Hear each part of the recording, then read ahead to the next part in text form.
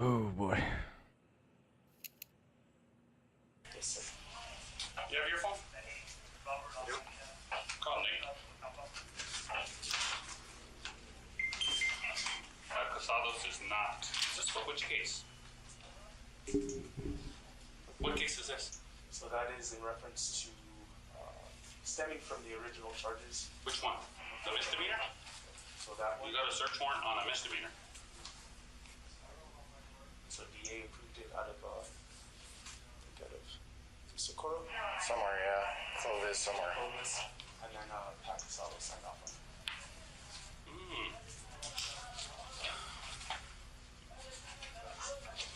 Well, he has my personal phone and my work phone. Okay.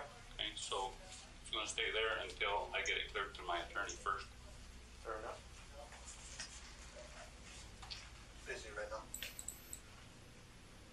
It doesn't have the case number on here for the original. Right there. That's a PD case number. It doesn't have a magistrate or a district case.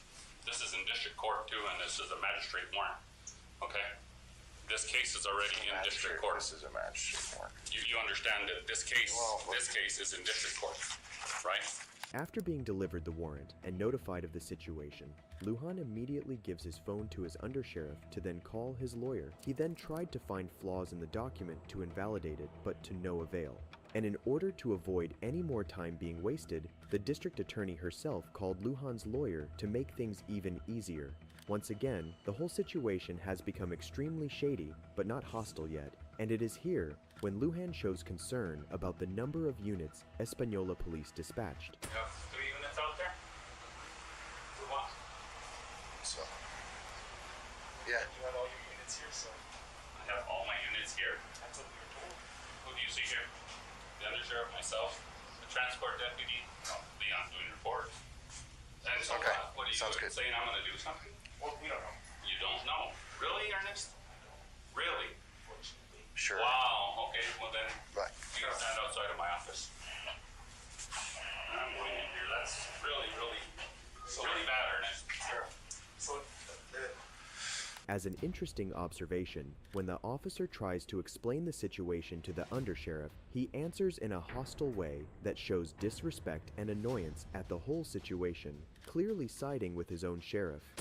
So the district attorney is calling the lawyer. I'm assuming that. So. Leave it. Let them do what they're gonna do, okay?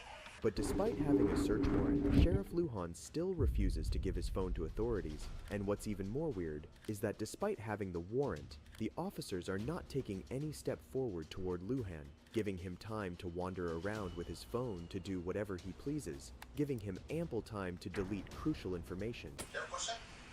yeah, we just wanted to have the phone number. I'll have to go call my attorney from my office since he has my phones. Oh, okay. I was just wanted to Where are your phones? Is yours or mine? Okay.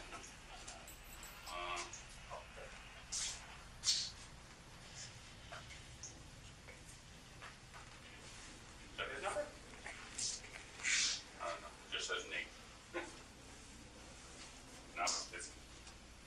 Then, after a long wait, the chief of Española police steps into the room, but he wasn't as patient as his officers. Trying to.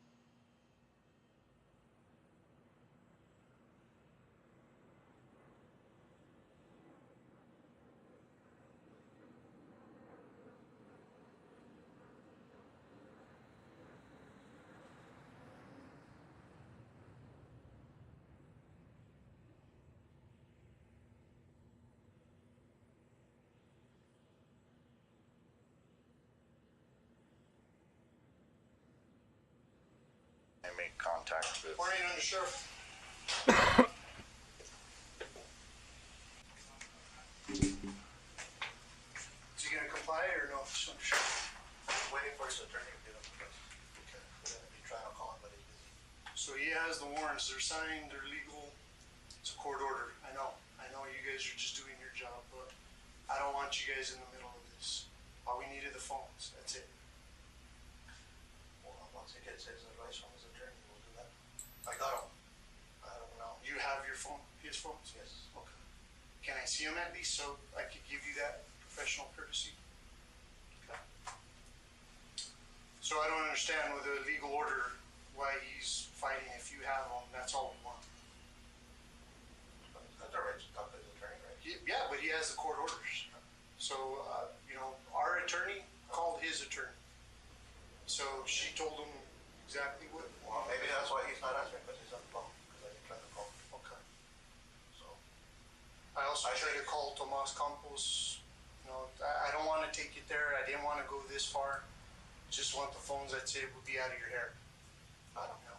At this point, it is clear that Lujan is trying to save himself from trouble, and so are his deputies. And to show the gravity of the matter, the undersheriff even asks the chief to pull his men back, feeling threatened by their presence at the scene, which we can't see from this camera footage angle, but are all well prepared in case anything bad happens. I think it can have you guys leave. I mean, we're making more of a show than anything. Nothing just happened. Well, I'm not the one making the show. I had only sent these guys in here. I just, again, we want the phone. That's fine. You're probably gonna get the phone, but wait till. Well, as you know, Undersheriff, it's not probably, there's a court order. I don't want to, I really don't. I don't want to have to put anybody in cuffs, I don't. But if that's what I have to do, then I will do it. I don't want to do that. And you're saying who? Him. Oh, Because he's the one not complying with the court order. If you have the phones, then we don't need to be having this conversation. And that's just me. I don't want to do anything else. I just want the phones and we're out. That's it. We're trying to do, I tried to call you this morning and meet up, but because of time sensitivity, I was trying to give you guys the professional courtesy. you know what, Chief, I'm not surprised you guys are doing this. You gotta do what you gotta do. Right. And that's on your shoulders. Go ahead and let them, Mark, know that. Just keep one. We don't work that way, Chief. If you guys wanna come, that's fine. You don't have to say so. Well, I don't know why they're here, so. yeah, You know me the better than that. Right. I tried calling you, Undersheriff. I tried calling it, and it went straight to voicemail. I'm not gonna get involved with that. Right. And that's what I'm saying. I tried to be, as low key as possible. I tried calling Tomas Campos. Not long after the conversation between the undersheriff and the chief, Lujan comes out of his office, making matters worse. I got you on the phone. I have the copy of the search warrant. Somebody has here. I gave him copies. Where are they? What's that? The warrants? You asked for them? Or? No, he gave them to me. Okay. Search me. You have the search warrant for my person?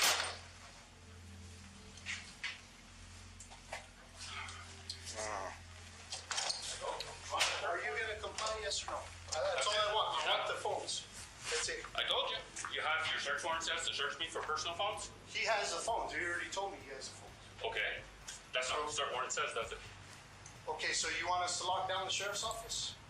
Go ahead and call them back. You're gonna stay out here, sir. Stay out here. Stay out here. Because no. Undersheriff, You can go through the court system. we are. We're gonna lock down this building until he gives me those phones. Really? Yes, that's what the DA's office wants. Really? Yeah. Where's that on paper? You can call her, Andrea Reed. You want her number?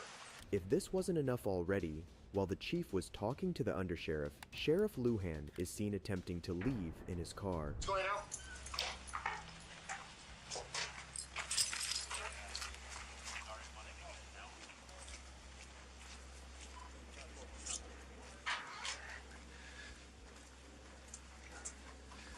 You're not going to stop me from leaving if I want to leave. Am I under arrest? If we have to, Am I under arrest? not Good. now. Get away from me. Not now. Go back inside. We're gonna lock down the office. Please go back in the office. Seriously. Don't touch. Back up. You can go in the office, but Back up. Don't touch. Don't reach. Back up. Go inside. Because you're not certified, so Back up. Seeing the situation has escalated, the officer from whom we see the perspective speaks to an officer who's outside the building and explains they're locking up the headquarters. he's not complying. He doesn't want to give up the phones. He gave the phones to the undersheriff and said, search me, knowing that he gave the phones to the undersheriff. They're not voluntarily giving them up, so we're going to lock down the building. give a live. After communicating to this officer that they'll be locking down the sheriff's headquarters, the chief tries once again to talk reason with Lujan. So are you refusing? Is that what you're saying? Refusing what? You're refusing a lawful order? From the judge. What judge? Judge Gonzalez. On what case is that on? On my case. You have the search warrant. On your case? Yeah, you have the search warrant. You have Search warrant, the case You is going to continue- district court, right? You continue It's to a district continue court to judge resist has this and case, You're right? showing a pattern of behavior, Really? Yes. It's a pattern of Already harassment twice. from you is what it Already is. twice. Retaliation and Twice. harassment is what it is. Twice. That's okay. You have your opportunity in court. I'm here So asking. will you on a misdemeanor. Okay, for now. For now. I've done For now. nothing. Are you accusing me of something else? Then why not give me the phones?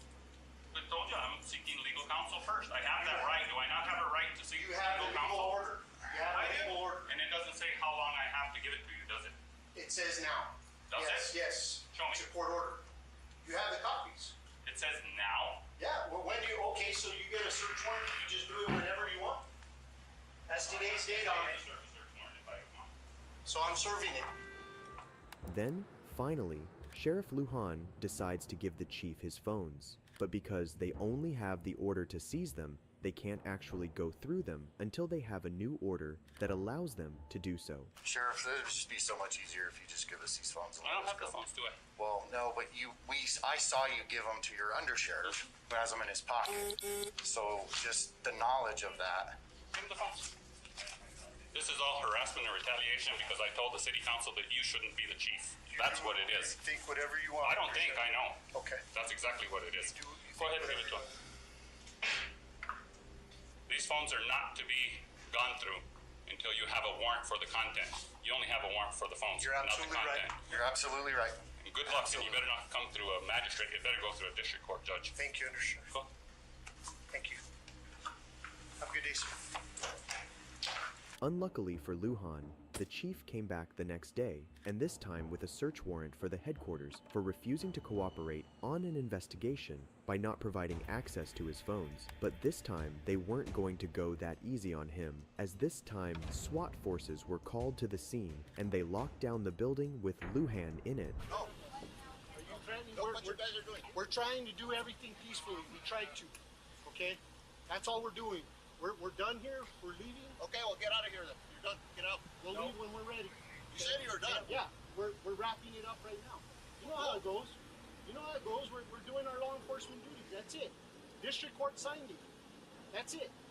Okay, so as soon as we're done, we're gonna get out of your hair. Why are you calling everybody here to put them in our house? Well, right now it's ours.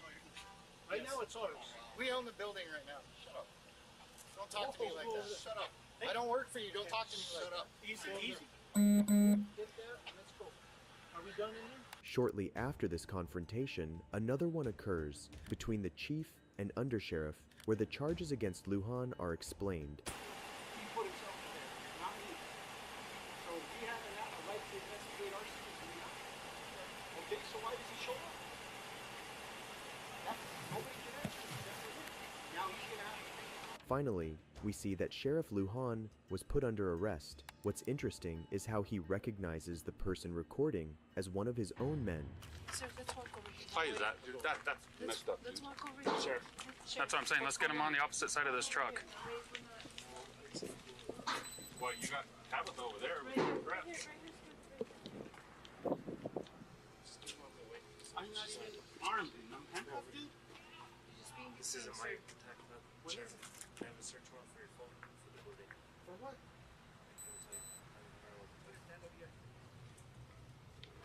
This is their attack map. Sheriff Lujan then discovers that the press is taking pictures and recording him, so he asks the officers to put him inside. I got the press out here taking pictures of me in handcuffs.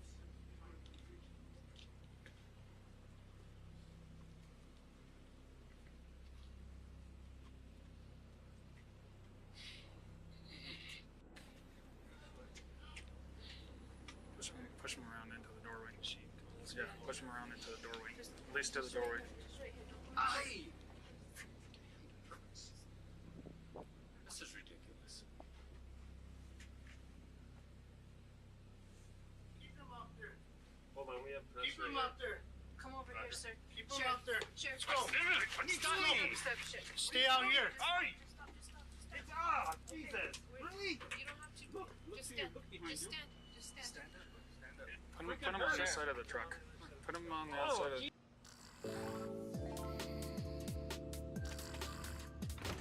쟨 맨날 잠만 자.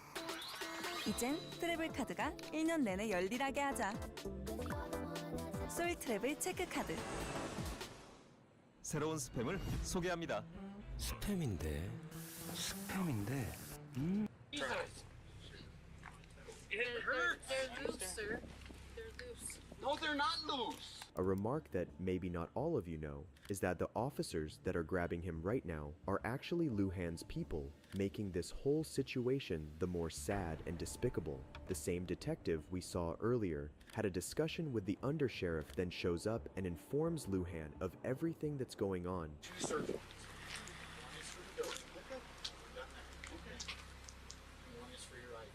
Okay. So, read the stipulation. Can you take these handcuffs off? They hurt. They hurt. Am I under arrest? You're being detained. Well, yeah. Why do I have to have cuffs on? They hurt. Take them off. Just won't take them. You have a search warrant for my iPhone. You got my iPhone. You got a search warrant for the building. You're searching the building. I don't know what you're searching for, though. Just tell you. Okay. Let me explain this. Let me explain.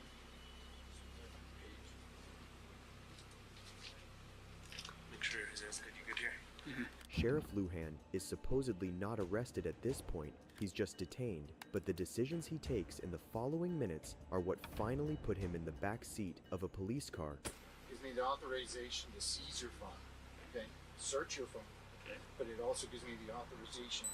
So what I'm asking for you to do is unlock your phone, unlock it, give it back to me, and I'm going to remove the security settings. I don't want your passcode. I'm not asking for your passcode. I'm asking you to unlock the phone for the search warrant. You can read it if you want under number 2.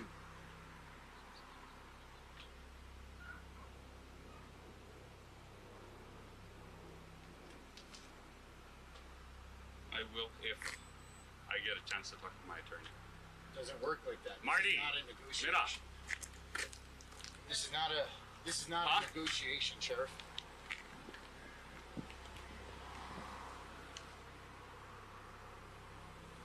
This is not a negotiation. I'm telling you, the warrant says it right there. You can talk to your attorney. Well, This is all I've done. been asking. When this is all done, you can call your attorney. But right now, we're trying to get you to comply with the warrant. The warrant stipulates exactly what we want. You give us that, we'll get the phone. We're out of here. That's it.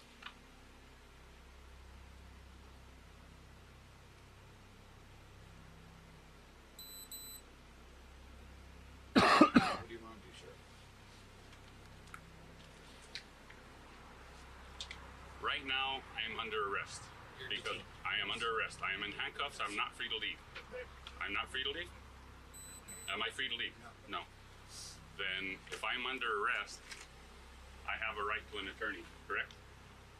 You do. Okay. And I'm not questioning you. I'm invoking my right to an attorney right now. Okay. You understand that? So, take him, book him. Book me for what? For obstruction. Obstruction. I'm not obstructing. Who's I'm your number handcuffed. here? To our unit. Take him over here. Over here, Sheriff. Over here. Sheriff. Just They're gonna book me. take him. Really? Look at this shit. Look. Stop. Just walk. Stop, Sheriff. What are you doing? Look. What is this?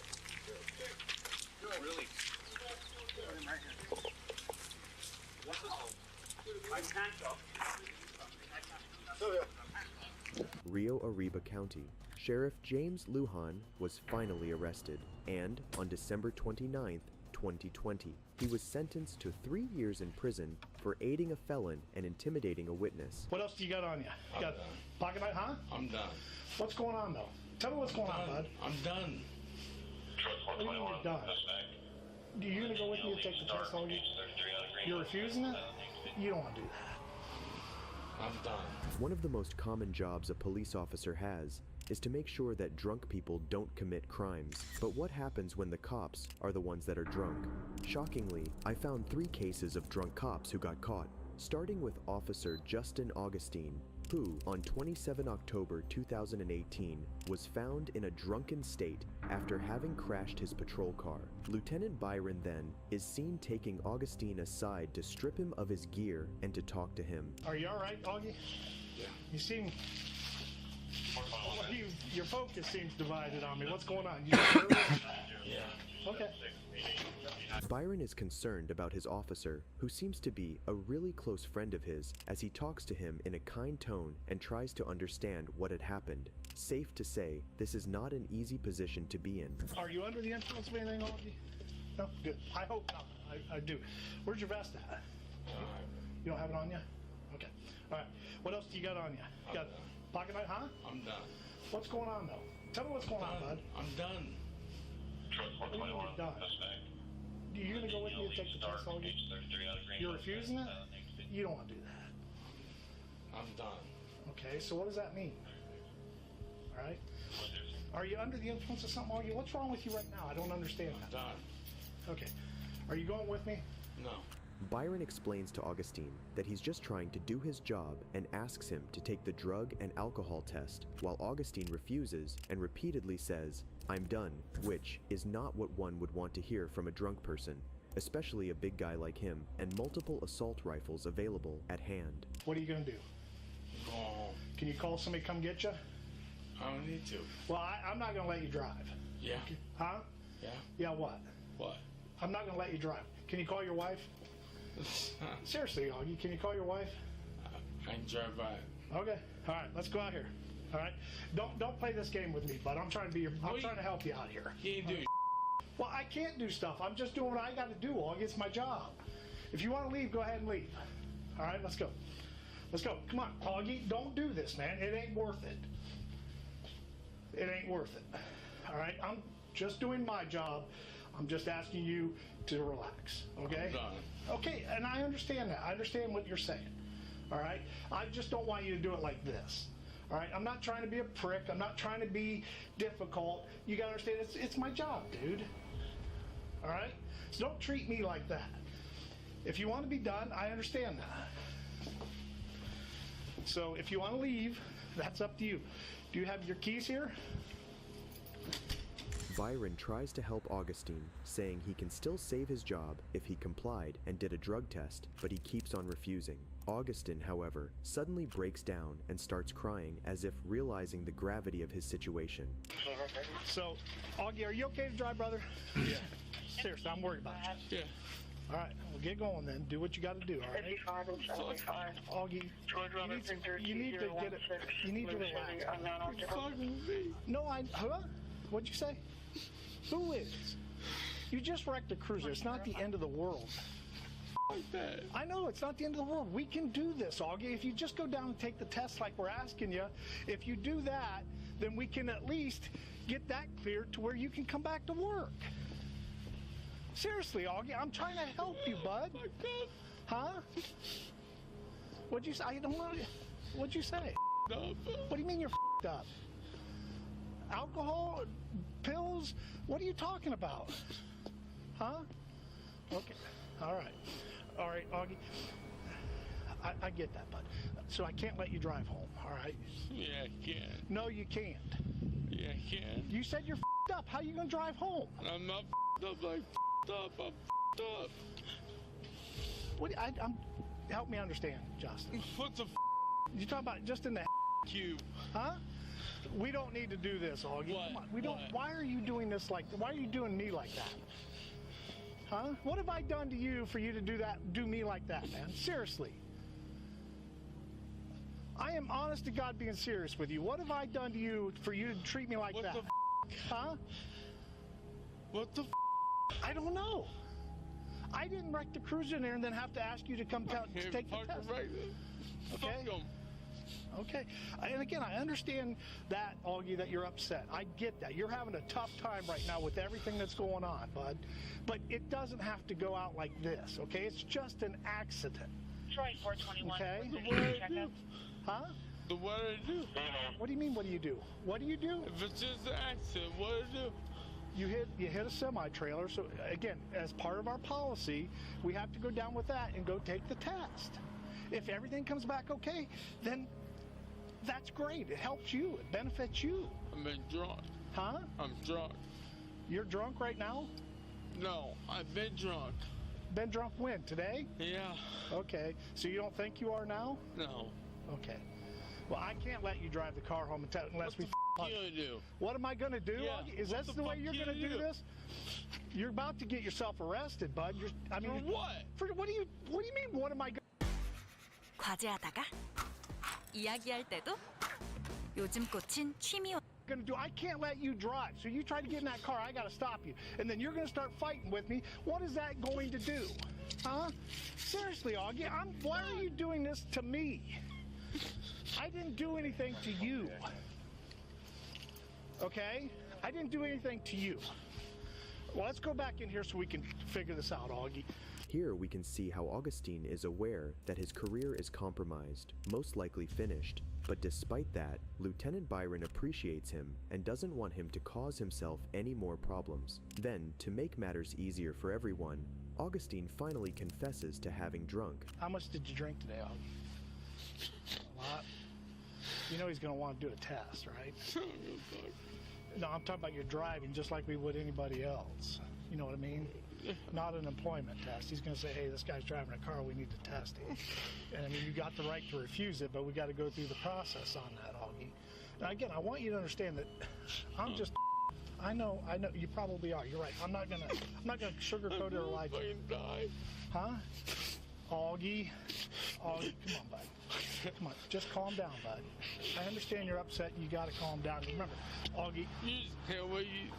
Huh? I'm talking to you as a friend here, too. You. All right. Not long after, Byron is seen calling his supervisor, named Jason, to ask for further advice on how to proceed. Jason, this is Byron. Hey, is there any chance you can come in so we can talk?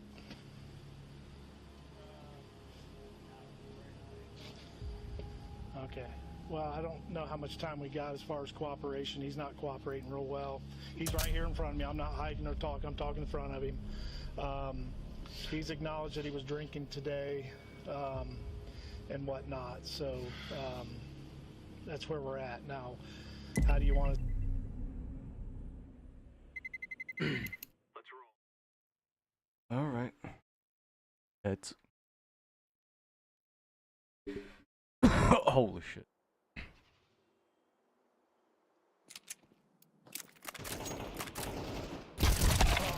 Oh.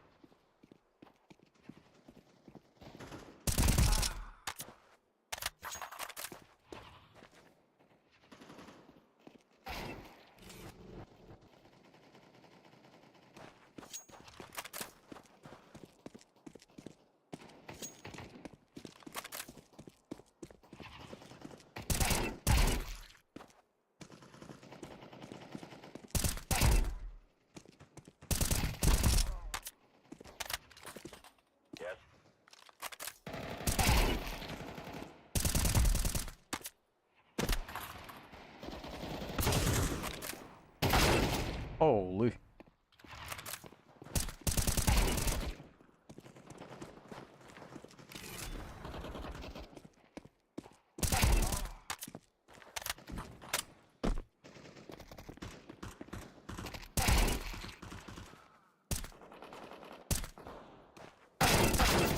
Ooh.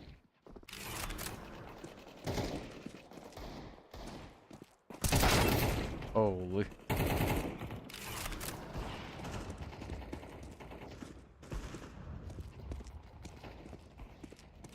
Oh, really? Wow.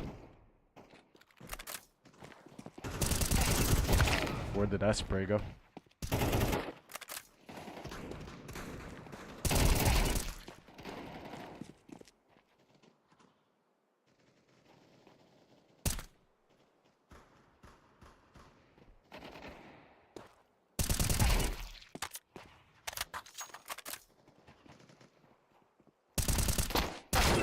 Oh.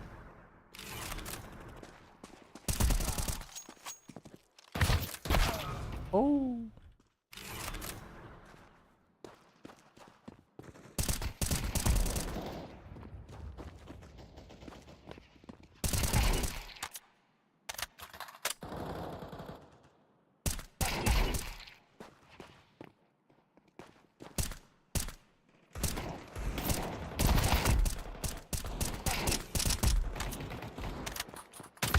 Oh.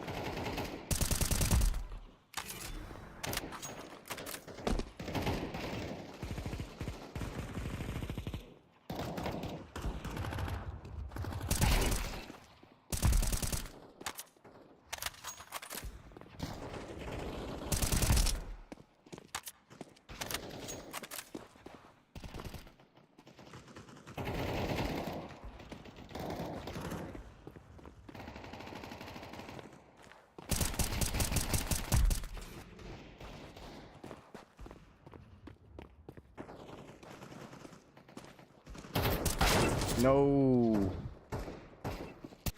Really, this Arcstar guy couldn't kill that guy who's standing AFK? Oof. Field.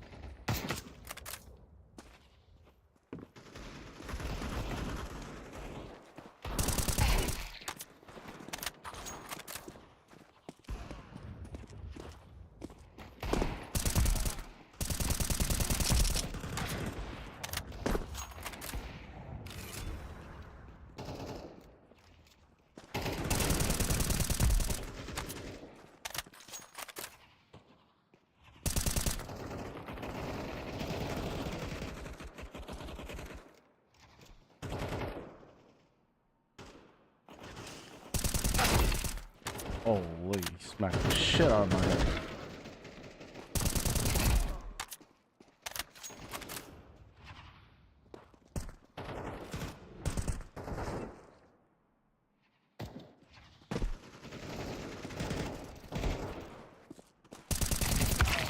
Oh.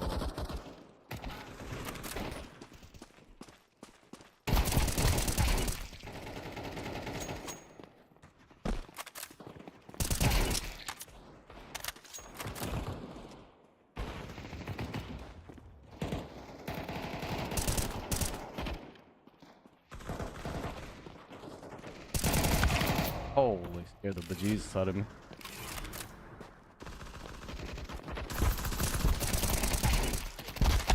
Oh.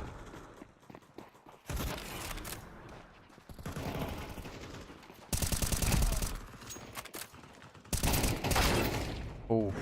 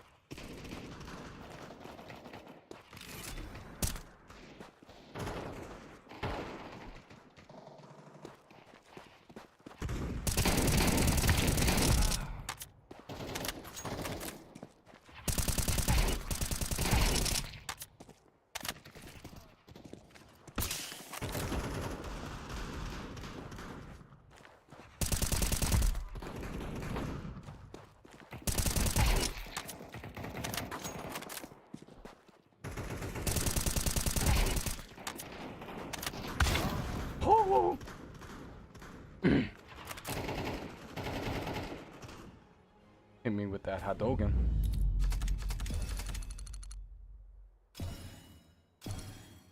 Damn, these kids got 88% headshot rates. That's crazy. That's cracked. Kids are cracked. Holy. Let's to proceed with that. Yes.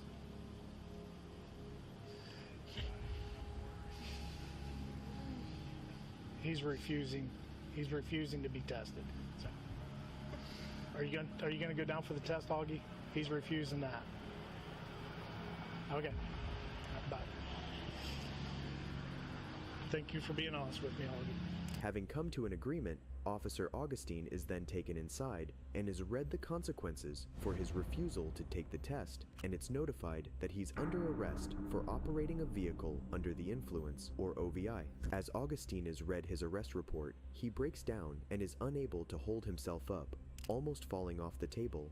The other officers at the station come to his aid and try to help Augustine stay up until he's finally back home. Officer Augustine finally resigned, but was sentenced to a year of probation and 180 days of suspended jail time and a $300 fine, which were dismissed after he completed an educational program.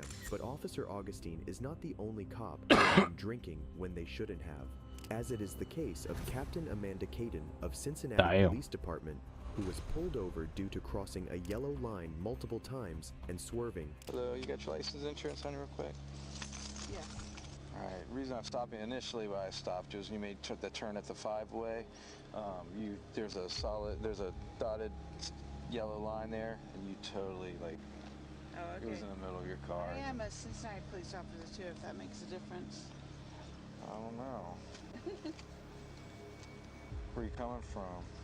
We were downtown, Loveland. As soon as the conversation starts, Caden says she's an officer too, and mentions if it makes any difference, hoping to get out of the situation using her tag. Little did she know of the big mistake she just made. The officer then confronts her, saying she reeks of alcohol and her speech is slurred. Okay, and your speech is slurred.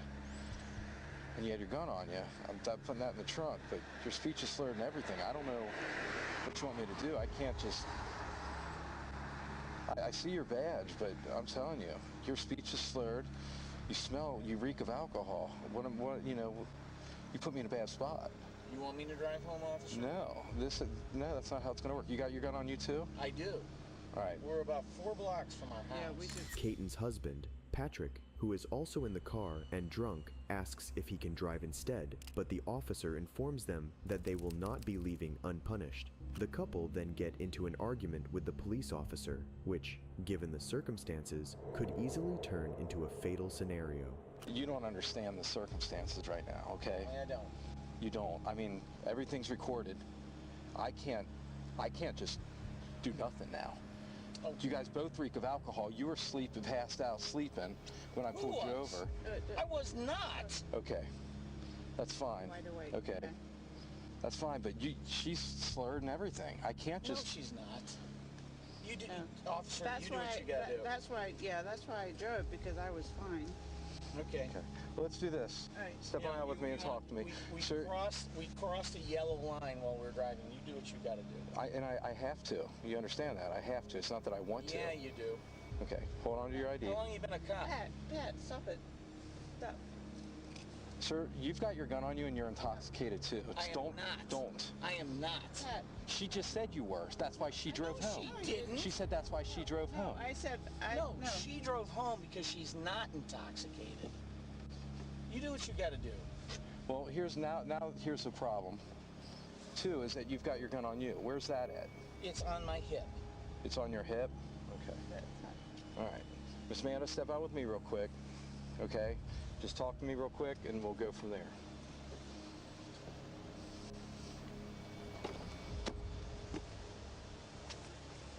The officer asks Caton to step out of the car so he can perform tests on her, explaining that he's just doing his job. Caton says she would not do the walking test as she's wearing heels, which isn't really a clever excuse, but more shockingly is how they keep mentioning the cameras and how everything's being recorded. You know the circumstances, okay? I've got another officer coming to back me up because you both are armed and all that stuff, and he's agitated. I'm just going to check your eyes and make sure you're okay, and we'll go from there, okay? Now, do you have any head injuries or anything? No. Are you epileptic or diabetic at all? You wearing contacts for color or anything? No, but I'm not going to take any kind of... You're not even going to let me do HGN on you? Right. Okay. All right. Well, and why's that? Well, I mean, you can do the H whatever, but I'm not... I've got high heels on. I'm not going to do any... Okay. All right. And that's fine. I'm going to wait till my buddy gets here and then we'll talk about it.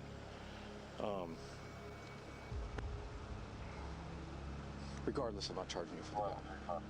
What? Regardless, I'm not going to charge you for the gun. Okay? I'm not going to do that to you. Let me stay right here. The officer, having talked enough, proceeds to test Caton's sight. All right. Now I'm going to start the test. I just made sure your eyes were tracking equally. All right. Let's roll.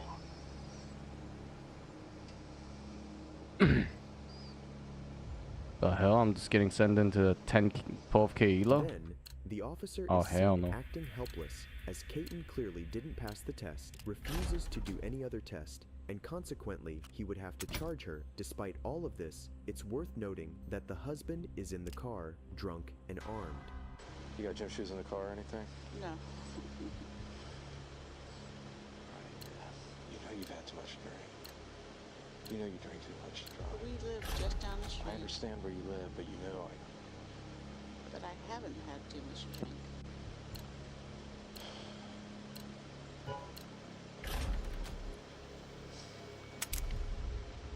You can follow us home if you want. I mean...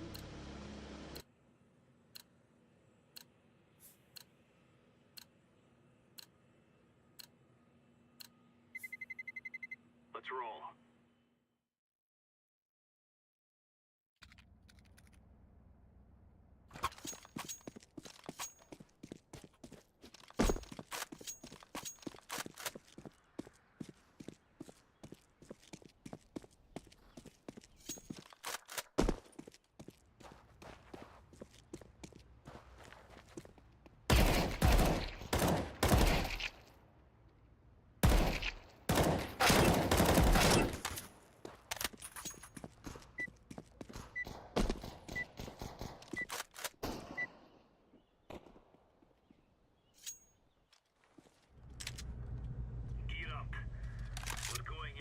Wow, this game lags.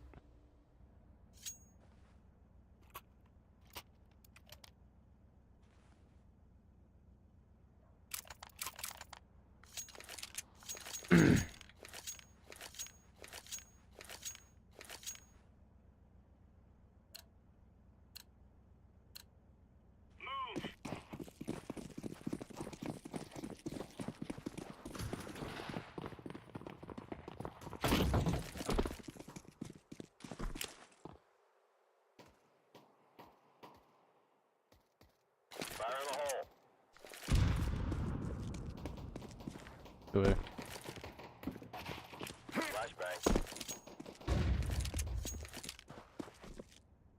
One jungle.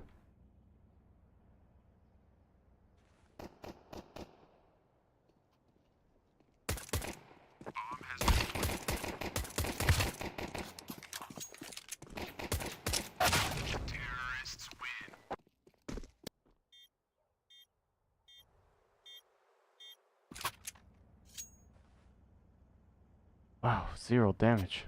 Amazing. Didn't even hit him once. Negative. Feels bad. Let's move out.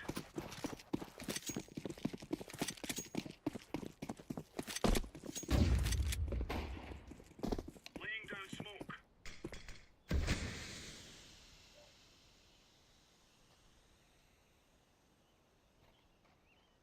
Bomb drop.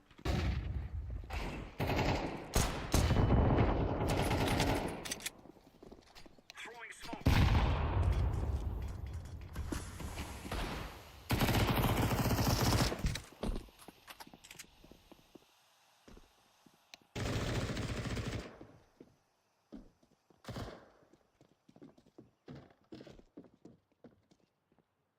Pyramid.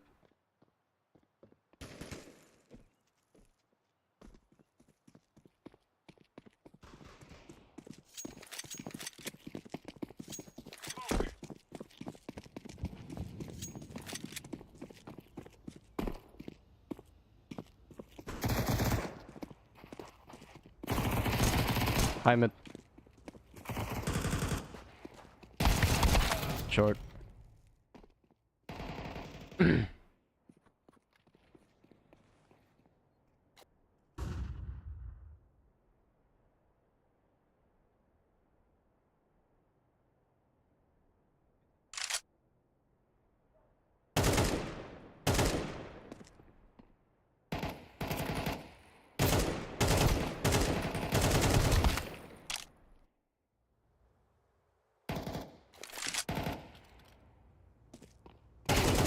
Ooh.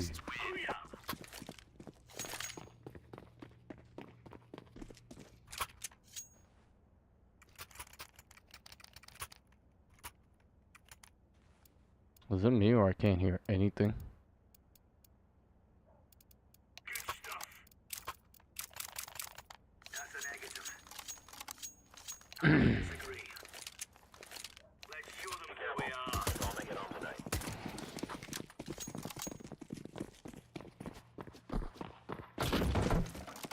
Incendiary out. Grenade. Grenade out.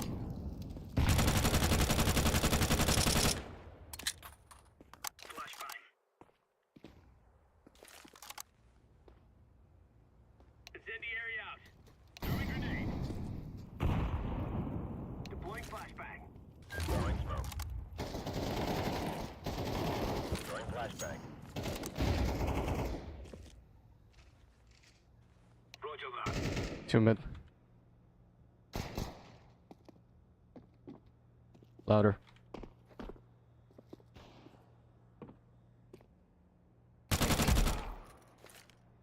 Deploying flashbang. Short.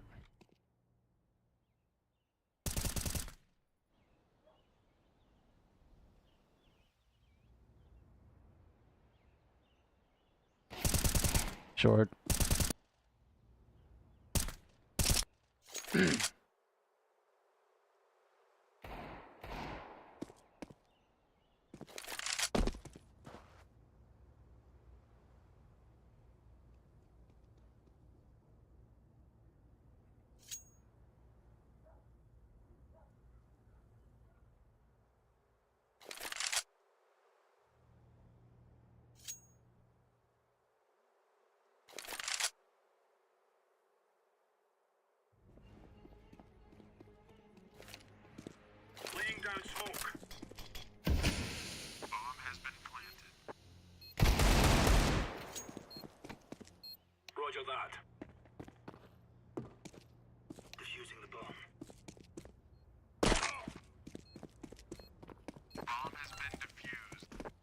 I have no idea why he threw the smoke there. What the hell is this? That's a negative. I'm so confused. No, sir. What is going on? Remember, this isn't the killing house anymore. This is real life. The hell is going on? Worst part is there's somebody actually playing worse than me. Didn't think that was possible. I'm in position. Grenade. Flashbang. Laying down smoke. Throwing a grenade. Throwing smoke. Deploying flashbang. Throwing flashbang.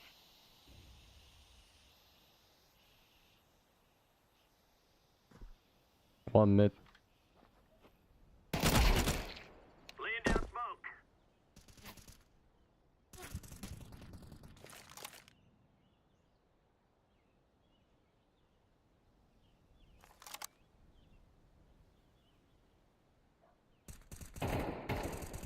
One ramp. Deploying flashbang.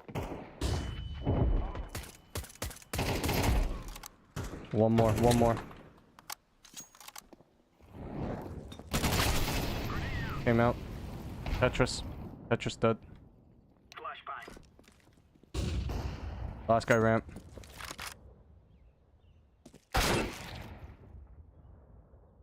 Laying down smoke.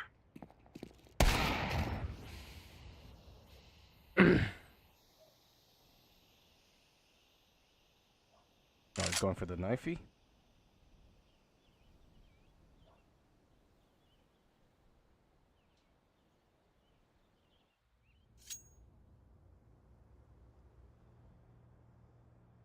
Does that man have enough time to go B? I don't know why this around, but okay. Why not? Bomb has been planted. Ooh, sick. My boy sick. Defusing. Bomb has been defused. Counter-terrorists win. There's no stopping us.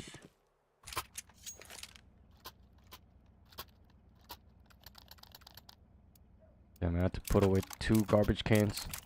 I have a chance at winning this. No clue what yellow's doing. Let's go, let's go. Incendiary. Deploying flashbang. Smoke. Throwing flashbang. That's a no. Incendiary. Pyramid. Grenade out. Throwing smoke. Throwing flashbang. Care underpass.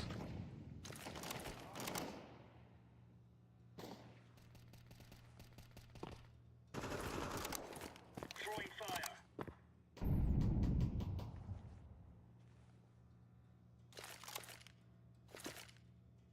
Smoke. Flash shaker.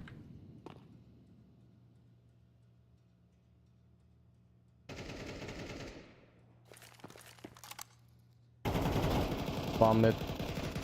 2 mid. Throwing a grenade.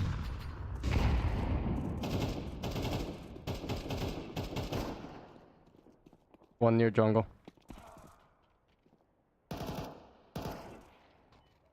Bomb drop.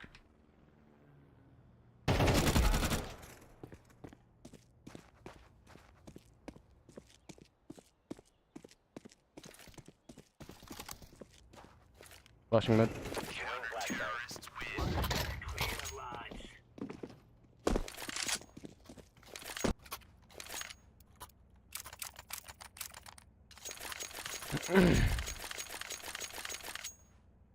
Thank you. Surprised there's not rushing. You know what? I'll get that. Move it, move it.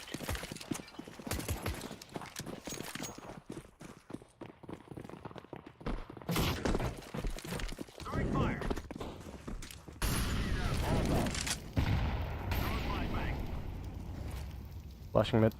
Throwing flashbang. One more mid. Throwing flashbang.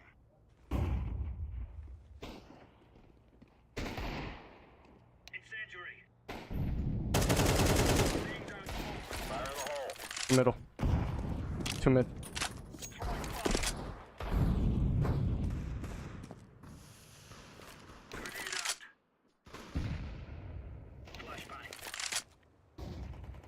Flashbang.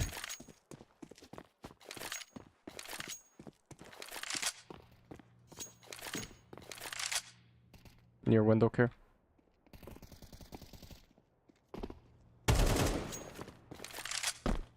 Counter-terrorists win. Nice.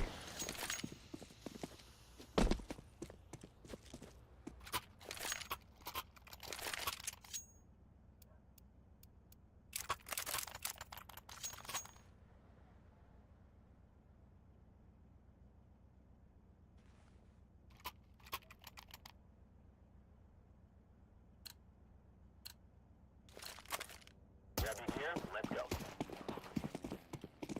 Throwing fire. Deploying flashbang.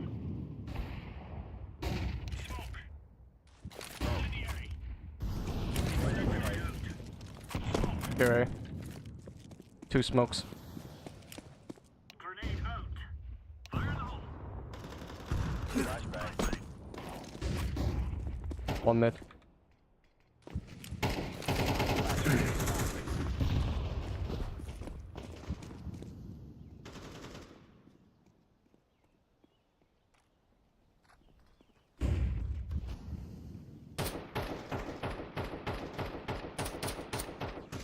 Grenade.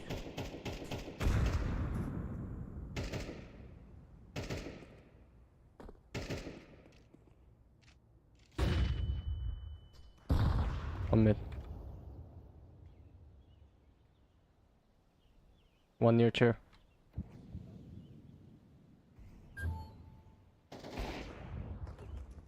Two spotted B. Bomb B, bomb B.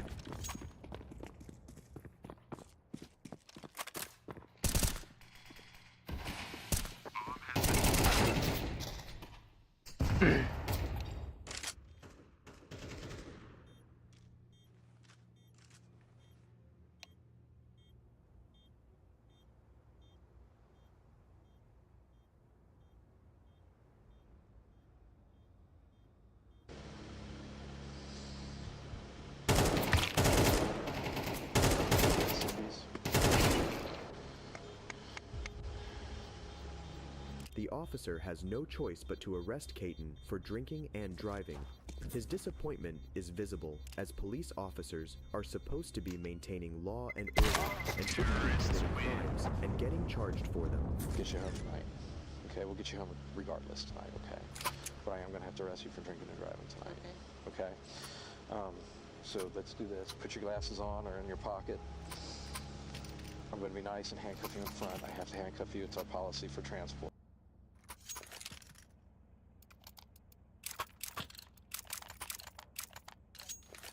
Gear up. We aren't going on a windy walk here. Grenade out. Incendiary. Flashbang. Flashbang. Laying down smoke. Smoking CT.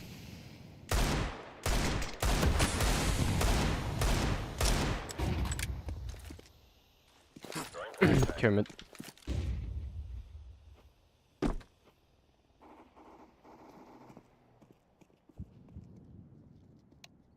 Flashbang. 1 high mid.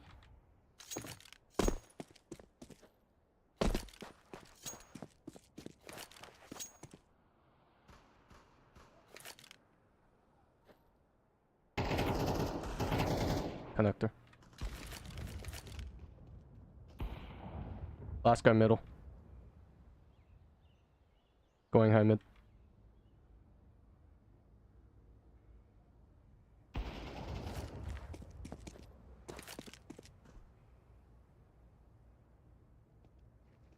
E base. Going towards A.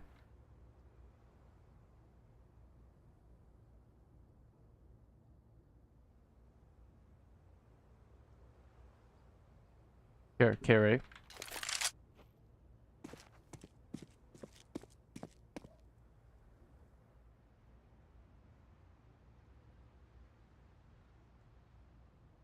Could be palace.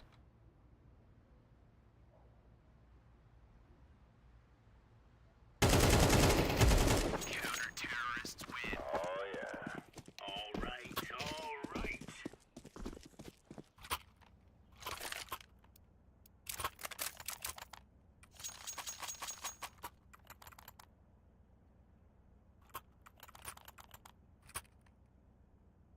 And why can't I hear anybody? 0 volume. Pretty sure I did not make my settings like this. Grenade.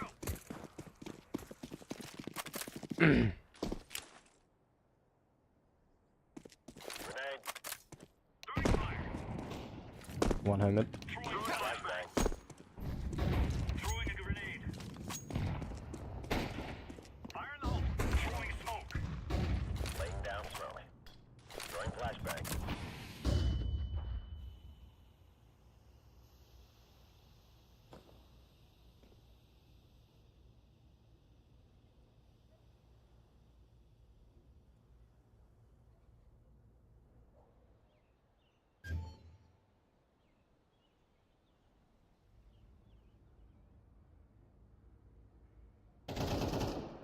One underpass.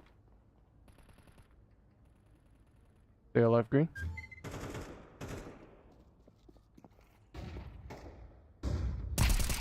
Bomb down.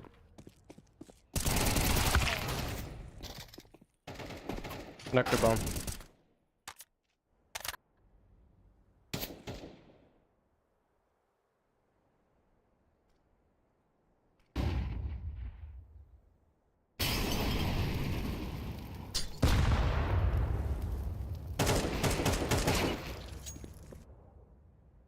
There you go. Here, eh?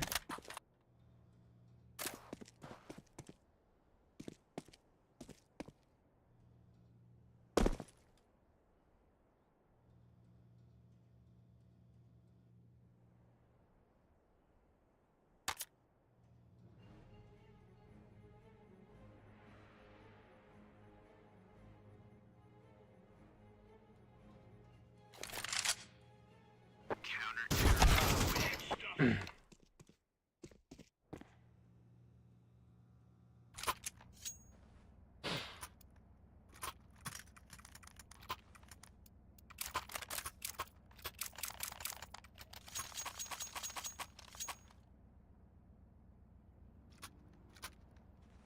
Good one, son. Thank you. Grab your gear, let's go. Deploying flashbang. Deploying flashbang. You're out.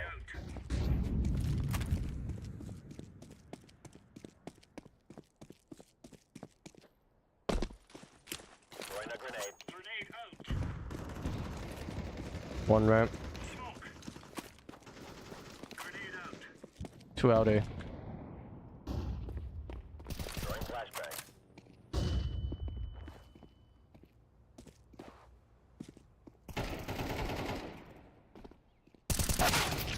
Holy. The one tab is real. Bomb has been planted.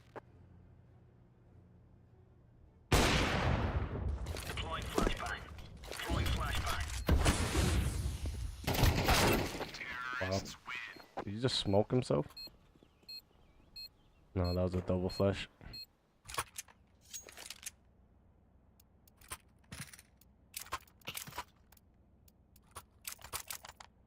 Okay.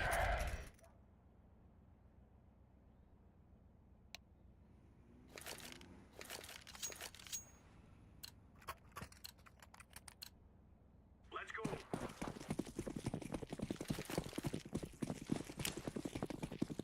Fire in the hole. Laying down smoke. Throwing flashbang. Deploying flashbang. One's close.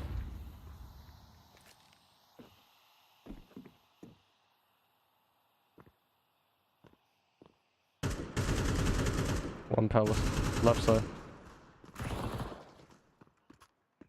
Bomb is going at B.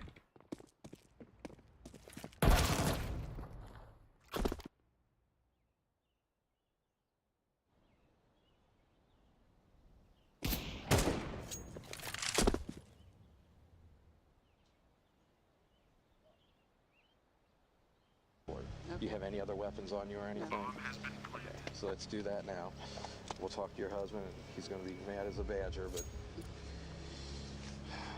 Wife, after she denies performing the breathalyzer test. However, the situation soon turned chaotic. Are you kidding me? No, don't. Keep your hands where I can see them for you. Because you said you have your gun on you. Hey. Knock it off. I'm doing the best under the circumstances, okay? You're starting this whole traffic stop because we crossed a double yellow line while making a left-hand turn. A couple times. Drew my attention to it. That's what I was telling her, okay? We can argue about this. That's what court's for. It goes that far. Are you really? If she tests under, I'll...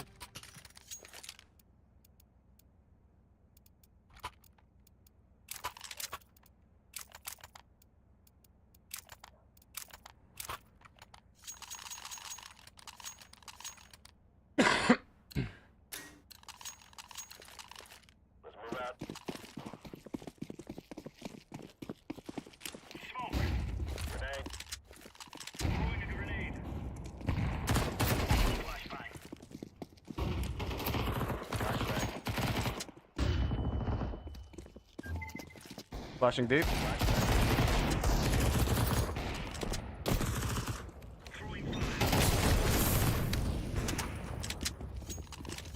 Here B. Connector.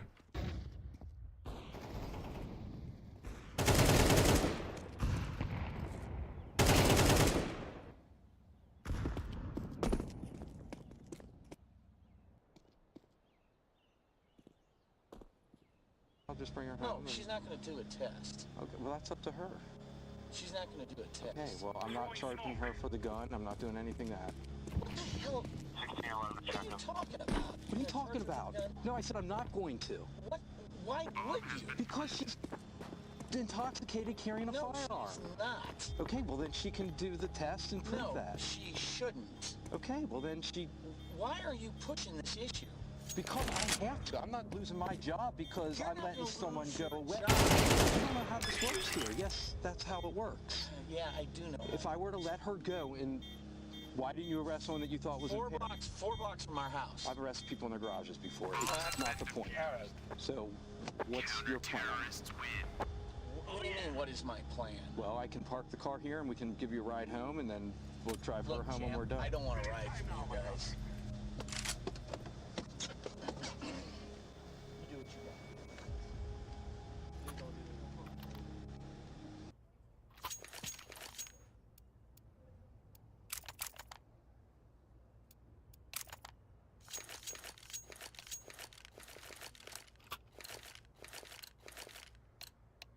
Let's go.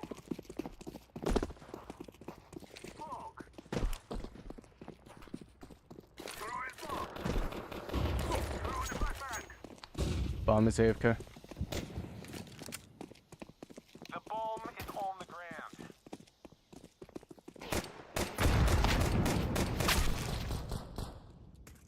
One on site.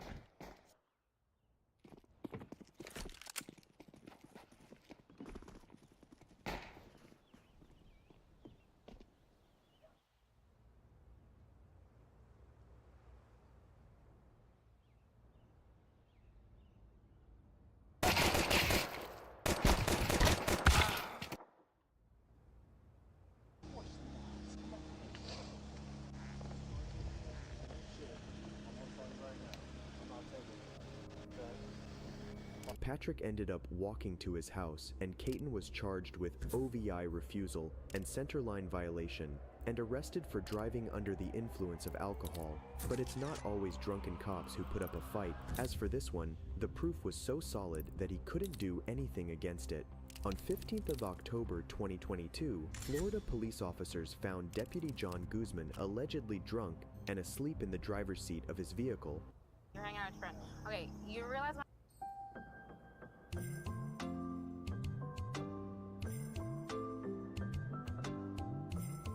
I saw you, you were passed out, head out of the window. Over to the next safest place because I don't want to pull over on a highway. No, I got you. And that's why you stopped here? Yeah. I didn't even see you guys pull up until you started to get out. Okay, so you pulled in and stopped, and then that's when. So I turned around and saw the officer directly behind me. Okay. All right, bud. There's nothing to drink tonight. No prescription medications. Okay.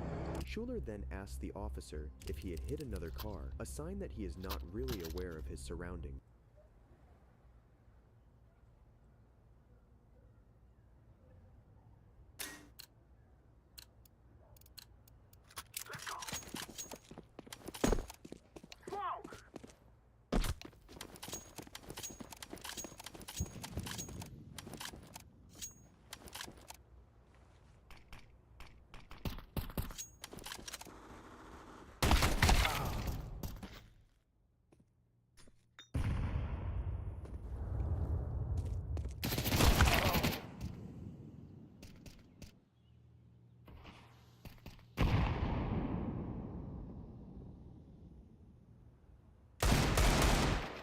Did I hit another car?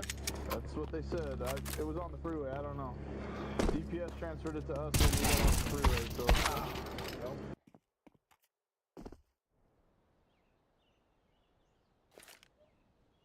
I'm planted. Bomb has been planted.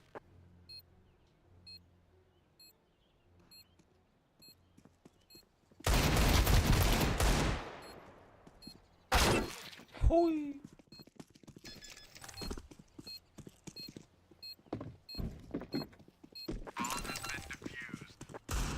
Counter-terrorists win.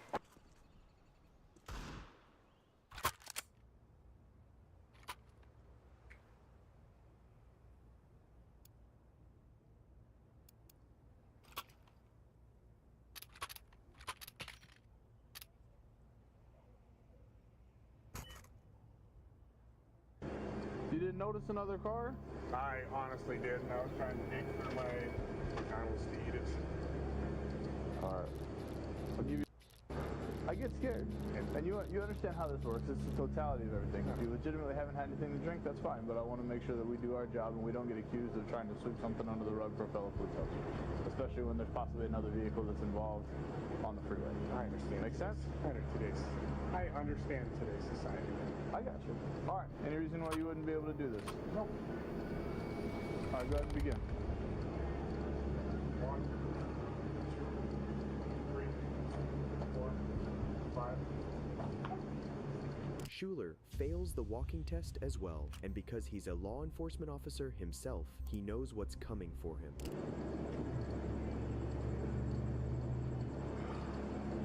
Alright. You alright? Take a minute. You're psyching yourself out, bud. I'm just... You know how it is. I understand. But you also know that if... Roles were reversed. No, if there's no impairment, then there's no impairment, right? But the totality of it with another car, we just... I know. Okay. You're good. Alright, bud. Finally, in the final test, which consists of raising one of your legs while counting, he also fails.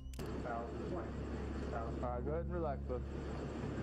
When asked if he had taken any medication or drugs, Schuler answered he hadn't, but had taken a prescription medicine prescribed to him after his elbow surgery. Have you taken any prescription medications or anything? I took... No. Prescription, Hydrocodone.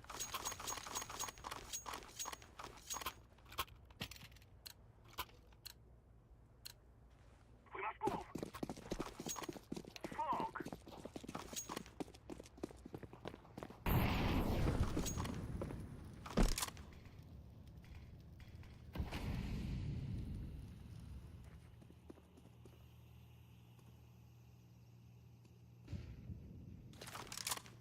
Unsmoked out.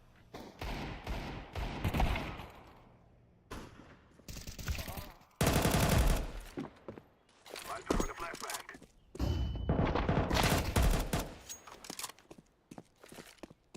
Throwing smoke. Flashbang. Last guy's middle.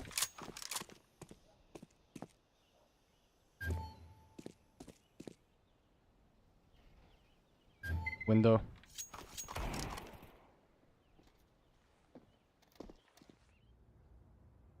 In front of the connector. Terrorists win. Bomb has been planted. I fear no man.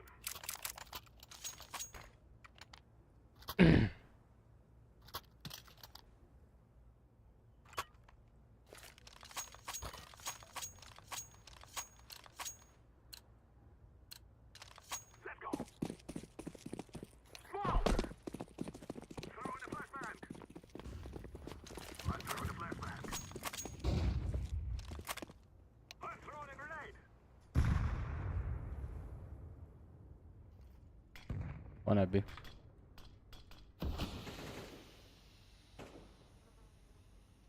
Throwing fire.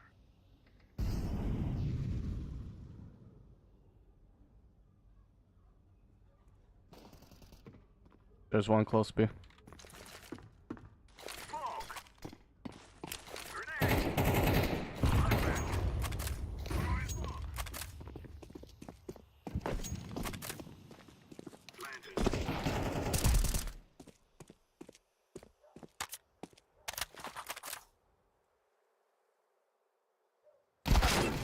On site.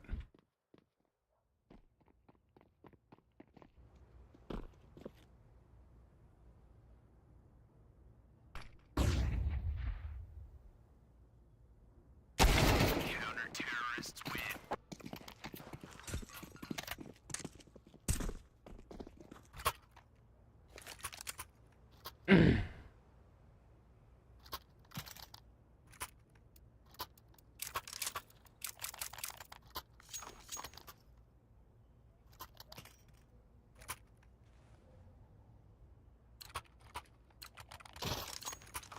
This is our fight. Smoke! Flashbang!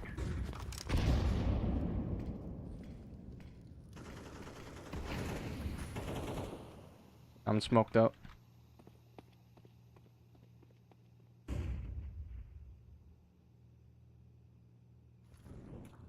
One close round.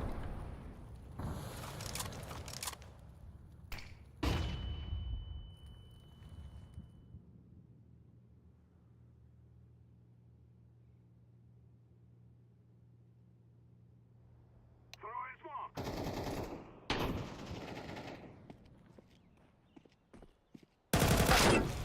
2A, 2A. 2A, one window.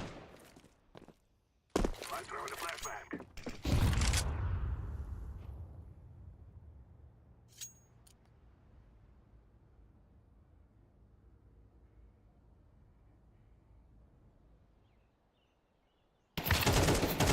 Palace.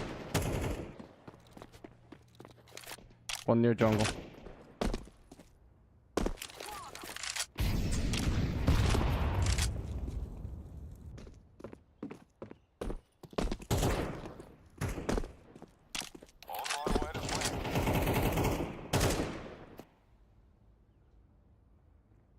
Bomb has been planted. Jungle care. Wrapping CT.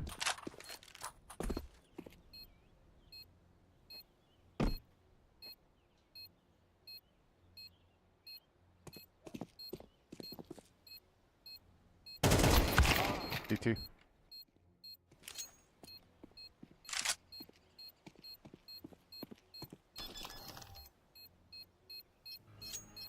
Terrorists win. Win, bloody tasty.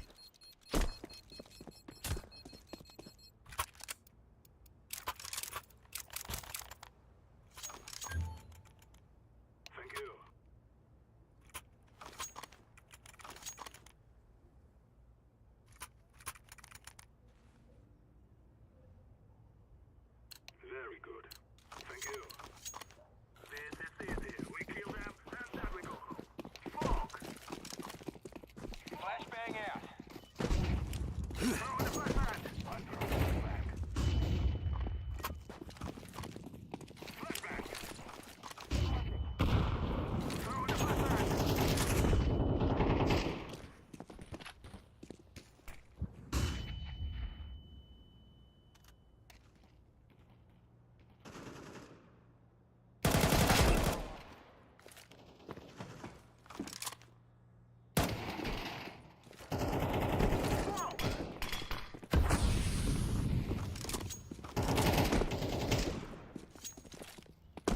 Planting.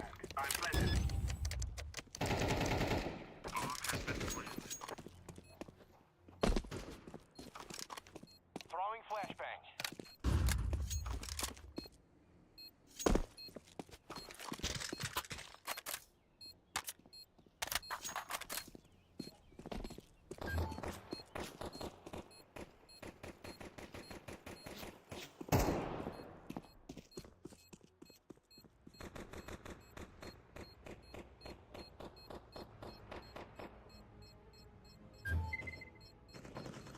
Terrorists win. You are stupid to think you will win.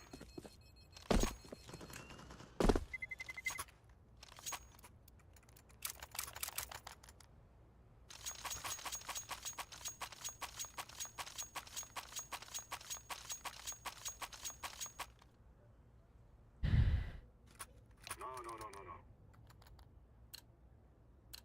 I disagree. Come on, let's go. Quick sticks. Run, little girl, run! Flashbang. Flashbang. Throwing a flashbang. Deploying smoke shield.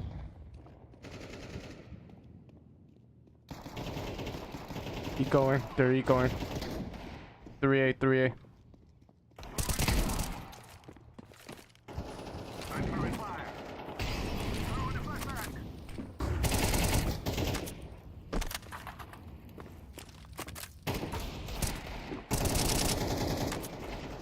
One ticker boop.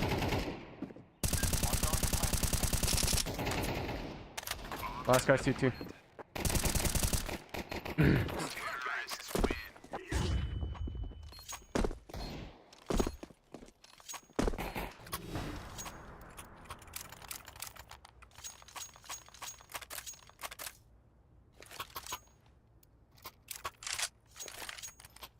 Ooh, good thing I didn't equip an AK. Or I blew a hole through that fucker's head. We must work together. Flashbang out. Throwing flashbang. I'm throwing a flashbang. Grenade out. Throwing a flashbang. One inside B. Throwing smoke.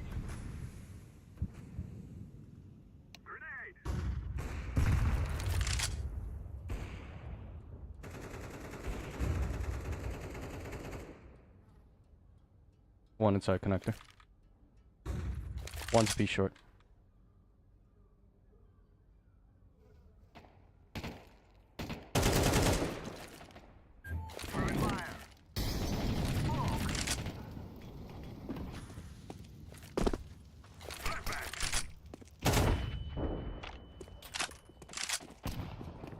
You have the bomb, Yellow. You have the bomb.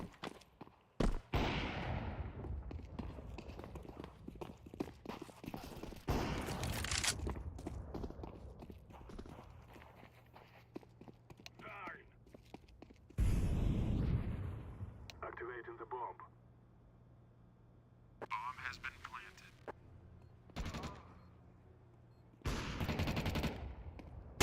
Terrorists win. We cannot be killed. That was a win.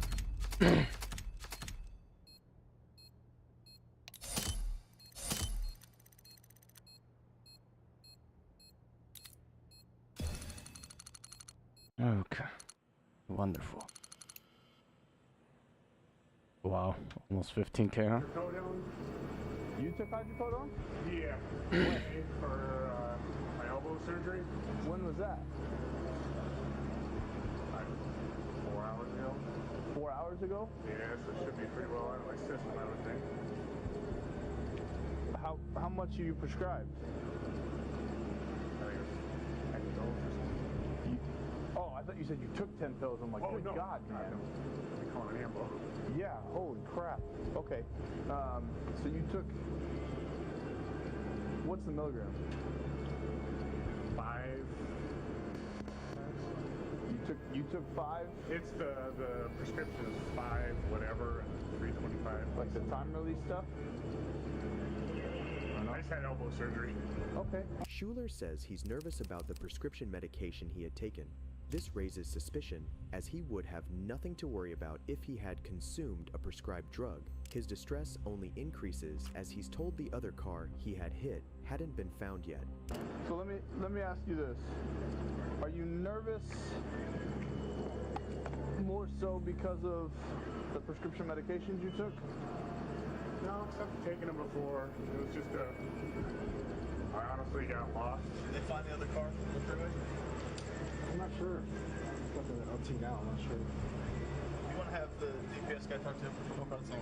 Then, out of nowhere, when the situation seemed all normal so far, Schuler seemed to show some signs of a withdrawal from the pills he's taken. Having shown multiple signs of impairment, the lieutenant then questions Schuler further on the matter and then checks his blood pressure. So you don't know if he hit something?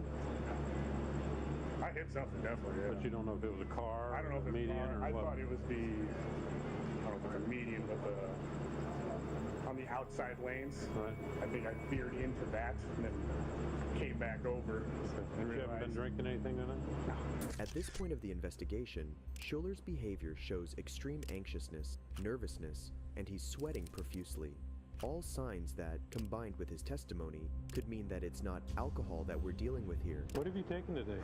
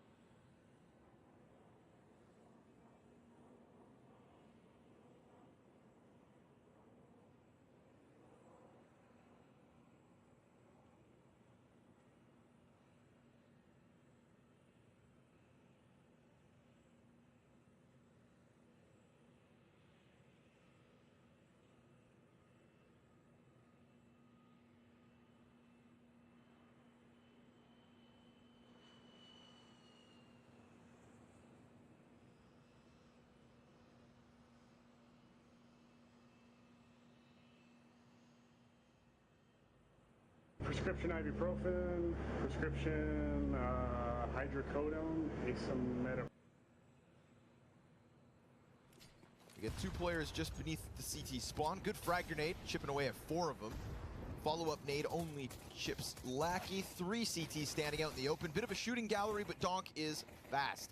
Comes around, gets himself 1, and then gets dropped. So man advantage here for Aurora. So it was. Chopper keeping them honest as bomb is dropped into the catwalk. This is going to keep players on site, wishing that they had been able to cross with it. What's the recovery plan? How you getting back into the action? A fight to CT, I like it. But you've got 10 seconds, you got to run up, grab bomb, get to site, and the question is, will Chopper let you get away with it? Wait a second. Oh, what? He sticks around for the fight, gets 1, and ends up dying. So great trade from Aurora. Flash through it, pack of players in. Chopper's got the pistol frag. Chopper's got himself a second, but it gets cleared. There we go, held on to nicely. Everybody contributing for Aurora, getting past what was honestly early damage, right? Yeah. Aurora trying to play quick timing, looking for the flash to get Norway out. They open smoke. Nicely done from Magix there. Not letting him get in. Oh, he's a left-hand user. Smoke on catwalk makes it a little weird for Lackey. He'll be caught trying to climb over it. Donk and Magix still able to combine if they want to, but to pop the smoke open yet once again is Aurora's game plan. Shiro's support off catwalk, caught out in the open, counter-picked, but the push through as expected. Donk's not going to give you any room to breathe. That was some great tactics right there. I mean, But he had departed. They'll grab back one of the AKs. Shiro, couple targets confirmed still to be in mid. Oh, he doesn't need over the door. Trade back and forth once again. 1 and done. Catswood's kind of on right now. I mean, they know 2 CTs are over here as well as Shiro, so I think this is a very smart move from Lackey. Magix still content to just play for long. Zontix shaving Resalt off the mid play. This angle worked so well for Magix last round. I mean, oh, they're going for the CT retake. Making a ton of noise, though, giving it away. So just looking to be numbers strong into the site. It's a chase out towards mid doors. They're still concerned about the cat peak, as you'd expect. And it is Shiro taken down in the retake, but the only casualty for Spirit. They knew what they had forfeited. They knew what they had to do in response, and they pull it off nice and clean. And just hoping that they walk into this scoped Shiro. So with no long pressure at all, this opens up Shiro to have like the best round possible. Like he's sitting here in the slack position of Car. He has Chopper to support him on the right. So it should be a shooting gallery, but they come out mid B now. Yep, and they smoke it off so that op and its rifle can't support. 2 B players though, just looking down and farming. Donk. It's an easy double as Zontix gets his 2. Yes, Lackey comes out with a kill. And 10 seconds still to go. Bomb bottom middle though, so he is desperate to get anything else going. And Chopper off the wall keeps the win streak rolling. Unfortunately, it's another example of like what happens to long on certain timings. So in this last round. Hey guys, make sure to check out Hot. Picked up by the last player in smoke. Shiro tasked with closing it out. As it's him and Chopper still to go. Lackey now into the AK, however. Gonna try to keep things interesting. Shiro, pistol in hand, makes sure that no bomb plant can happen. Just a charge through the smoke on the double reload makes it awkward, but all good Spirit. Yeah, man, that was definitely... It's Shiro in a similar position to the one he had last round where we said, you know, set up to have his best round. Donk, 1 and done. Slows him down slightly. Collateral, of course, for Shiro. And honest. More damage done inside sight. Lackey getting a little cheesy within that smoke. And Deco does indeed pull one off the retake. Can he do any more? No, sir. Shiro in with a 3K, in with another Spirit round. They have simply not stopped. Another smoke moment. Who's this going to work out for? Oof, Lackey for a moment. Donk is always ready for the trade. And the vast numbers from Spirit still sitting inside A confidently. Donk puts a smoke down, plays in front of it. Going to give them false confidence as he now starts to carve a path down through lower tunnels. Chopper's taken out. CT's feeling a little awkward, but Shiro's here to recover the pressure. And as he looks towards long, he's dropped. Kenzie comes in and clears out both alongside Deco. So we're going to get a Donk clutch attempt. Of course he will. But he won't get vision on the planter. Looking to pop smoke open and expose him. Oh, falls at the final hurdle. And Aurora picking up a 4th. Yes. And Donk gonna go down with nothing.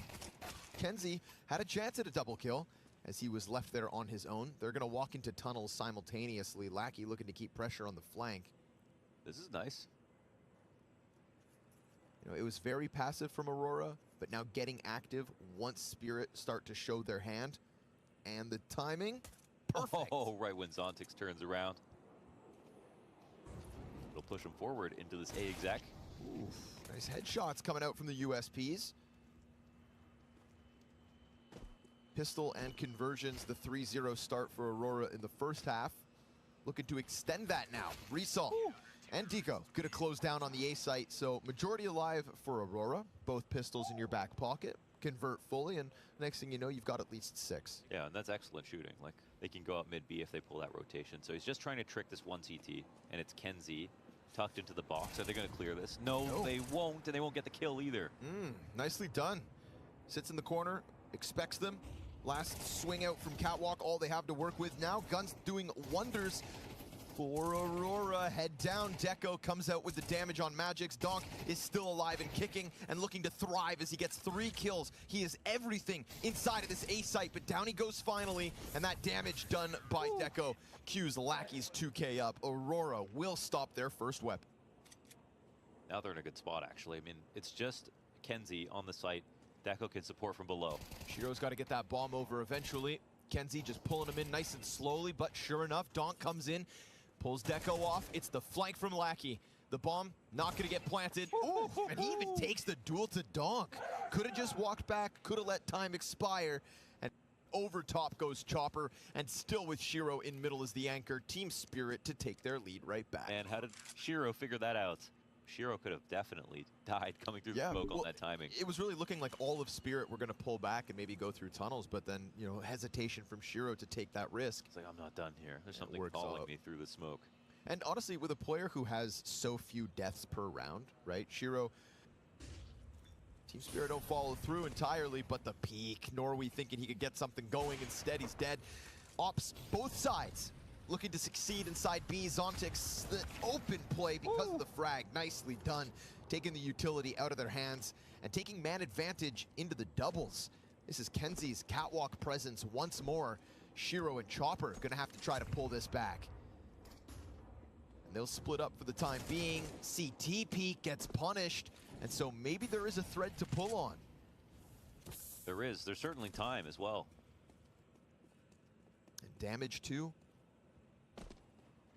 This is not an impossible situation with Chopper going back up through tunnels. Why are they playing so nervous? And all these CTs getting split up. Shiro gets his next one. 2v4, only 1 kill away, and that 1 kill is 19 health from being done. Smoke pops, USP in hand, trying to catch Shiro playing with nades. Oh, but it's just the pistol, still enough. And with the op back in hand, it is up to Chopper to try and close it. Where's he coming from is the question. Blindsided, Deco dead, and Chopper gets 3 kills in a 2v4 to keep Spirit's winning ways rolling. Oh, what a mess, what a mess. Man, for Aurora, I was gonna give him such a big shout out. Catching a player crossing, but can't clear him out, and Chopper connecting with the headshot. Luckily for him, frag doesn't blow open the whole smoke, but it's Donk and Chopper down, support inbound, and things getting stalled out as they look to extend. Frag grenade for ramp could actually be instrumental. 2 players drop significantly, and Shiro scouring site, waiting for the contact. Here comes Zontix activation, catching Norway. But it's basically 3v3 on the A site. There's 40 seconds, so. Magix is locked in. They should still know about him, but they're starting to run away as if it's empty. They believe, because they don't have anybody in the B side, so they're insecure about nothing. Oh God, and just like that, they've foregone what they had to hold. Aurora outmaneuvering themselves. And they heard them running as well. They didn't just walk it away. And as Kenzie doubles back, they're going to realize the error of their ways. Zontix, big round for him, picking up 3 kills and a potential 4th. Outplayed. Completely. I mean, all they did was hide. All they did was hide and wait. We didn't see how Zontix ended up killing their 1B player, but there was some kind of duel going down in middle as we watched the ramp damage come out. Oh, he just cut the rotator. Yeah, exactly. And it was in that moment you just see Aurora kind of lose their color and start running away in fear. That nade, oof, on the money. Another Double one. down, Chopper blown to pieces. And now Donk wants revenge. That cat presence still felt. Looking for the haircut.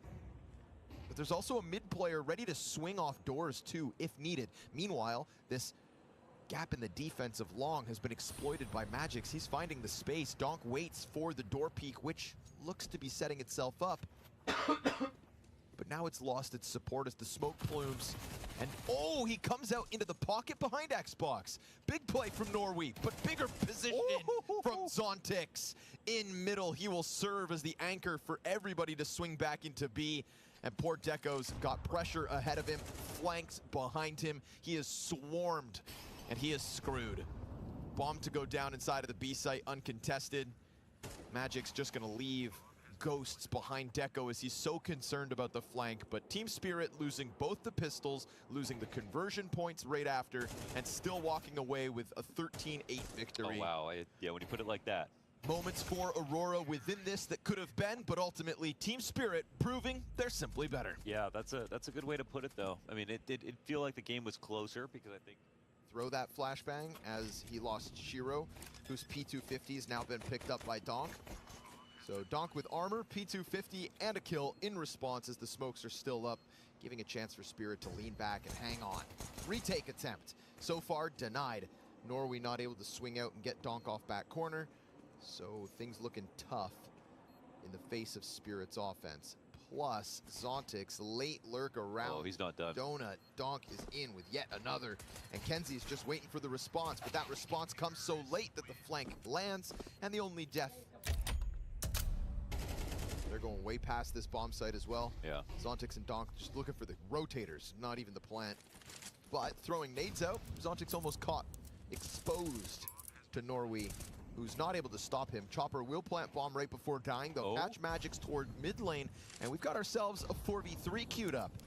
Shadow advantage for the CTs, who will not take Temple, and that peek, that clear, gives confidence that instead they'll turn towards site. Donk to clear out the donut push as Norway gets into the bomb site, but Donk is not taking any names. 3 kills like it's nothing. And Shiro's gonna close this one up with the op, so 4-0 start. It's just such a simple move right there to go and clear out Temple. It hadn't been pushed for a while. We're unstoppable. And even then, he had to go to overtime. And if you cheat and lose in overtime, well, you deserve to get Donk. Ooh. Oh my, okay. Ooh. Nice re-aggression from Resalt out of Donut. Can't let Donk get too crazy. 15-3. 6 rounds into the game. Yeah. That's more like it. That's more like it, Jesus. Preparing for the B commitment. CTs knows what's up. Smoke is gonna pop, and with that, the commitment comes through. But Norway, beautiful challenge into short side. Shiro gets dropped. Magix, he's gotta go grab bomb with 10 seconds. It's a fake. He predicts the challenge, clears out the offer. He can still plant, actually. Down to 13 HP, but dealt with as Resalt's gonna post a 3K and be the man of the round for Aurora's first. No 13-0 today. We'll get the rest of the pack into A. A glimpse of what's to come. Deco missed flick shot, compromised position now. He's got Shiro scoped in on him, and sure enough, counterpicked. Now the utility can come out, the flashes go deep, the challenge is good from Zontix, and he gets...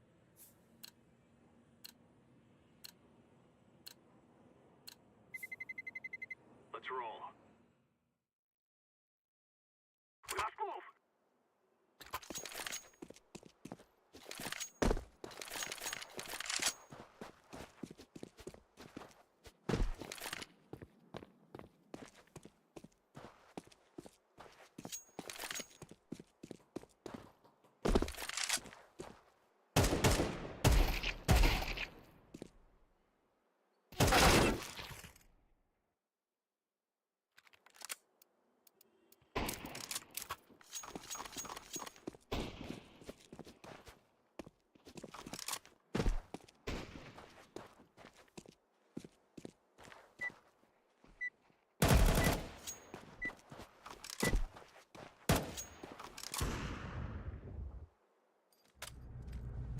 This is easy. We kill them, and then we go home.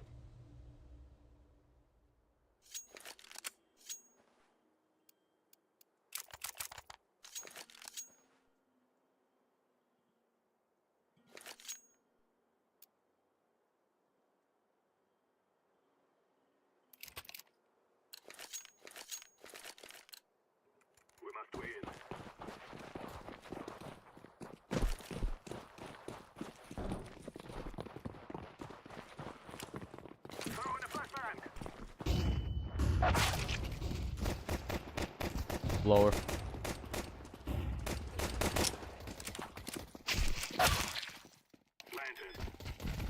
Counter-terrorists win.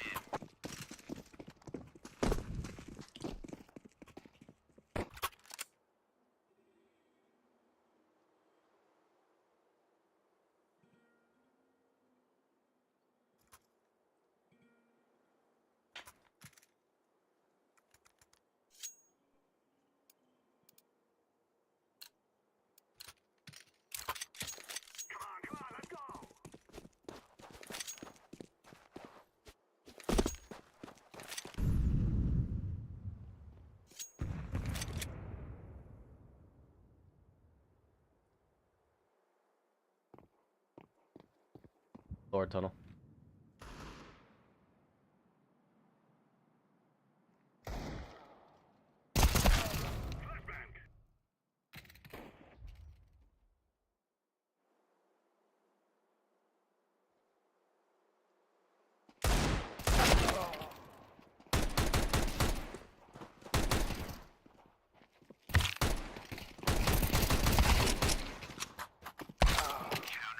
Lol.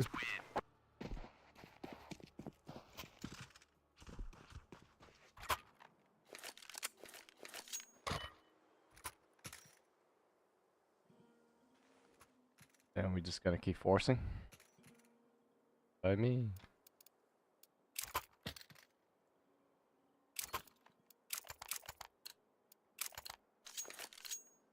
Let's go, let's go.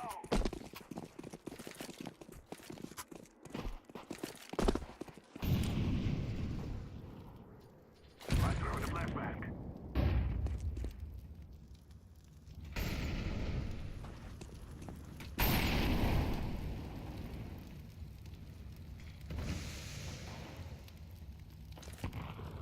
Right through the flashbang.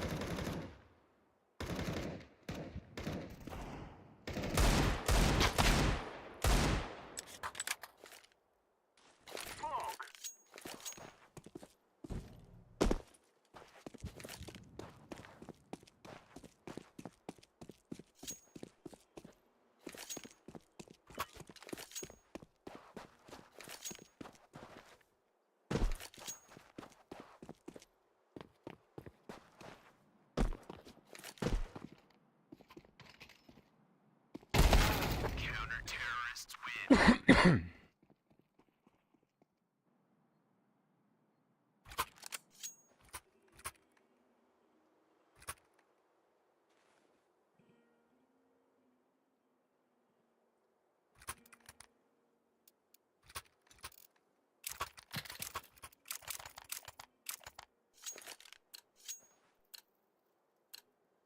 Now is the time.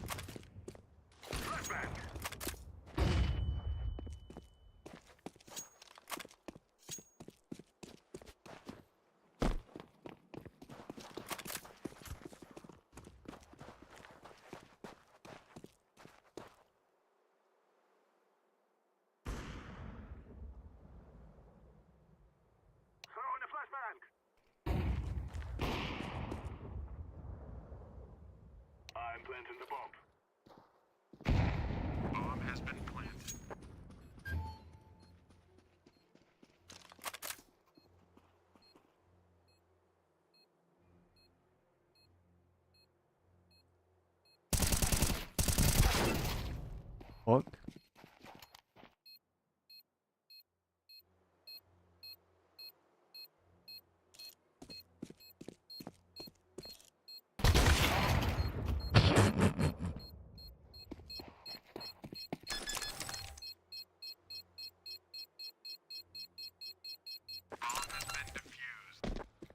Wow, 96 damage.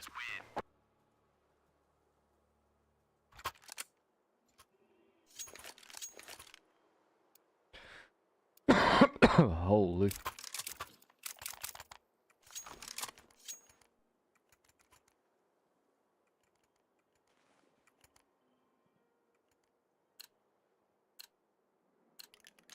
Let's go.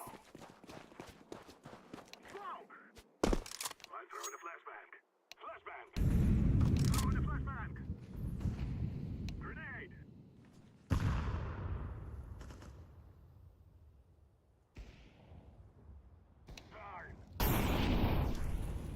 Flashbang. Grenade out.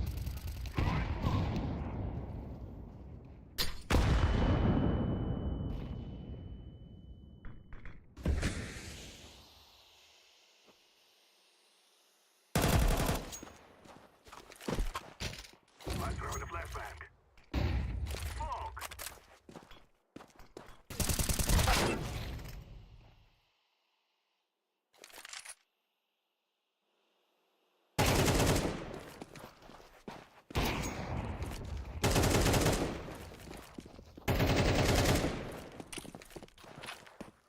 Activating the bomb. Bomb has been planted. Smoke. What are these crosshairs? It's into cover for a moment. Result, again, instrumental in trying to keep Aurora in this early portion of the half. Chopper and Shiro tasked to close out, and Chopper's doing wonders. Comes out with 2 headshots, 1 more versus Result. Yes, sir! It's Chopper's trio to post Spirits next round win. He's not the only one that can multi. That's beautiful. Having a much better game this time, just involved in more of the action as opposed to Dust 2 where the action was all around him. Donk, Oh my god, ain't what? gonna miss. It's just like, it's a glimpse, you know? That was 1 frame he was on the screen, way wider than he thought. Still right to the head. Oof. Gonna continue to pressure the smoke. That is him now.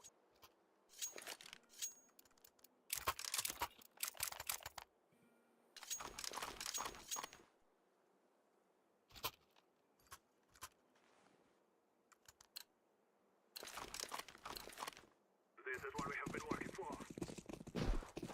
Throwing smoke. Throwing a flashbang. Throwing a flashbang.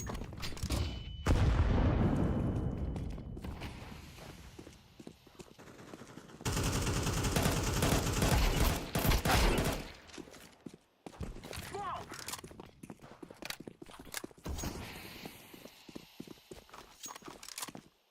Smoke.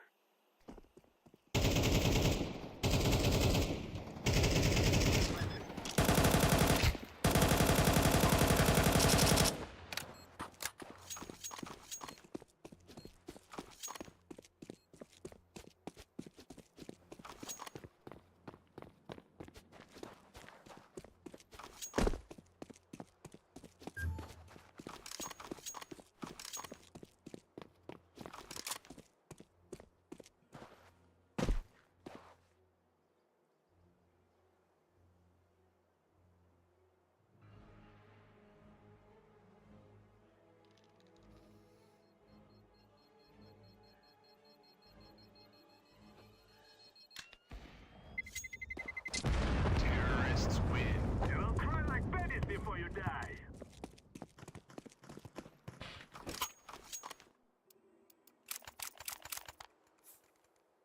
Why don't I hear anything?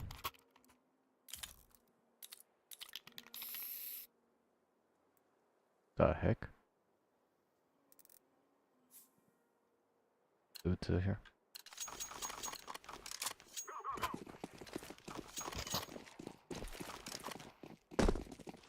Flashbang.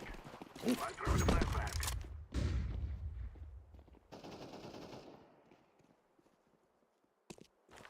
Molotov.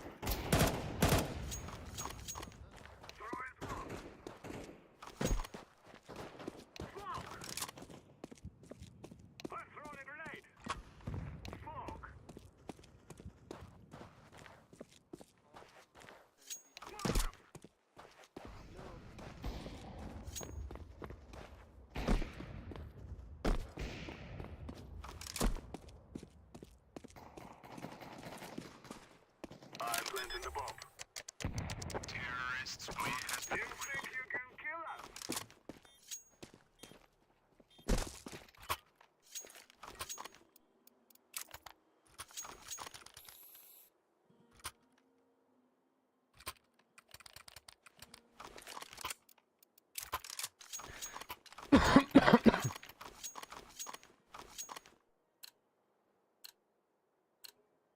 Let us go. Throw in smoke. Flashbang. Throw in a flashbang. Flashbang. I'm throwing fire. Smoke. Oh, come on.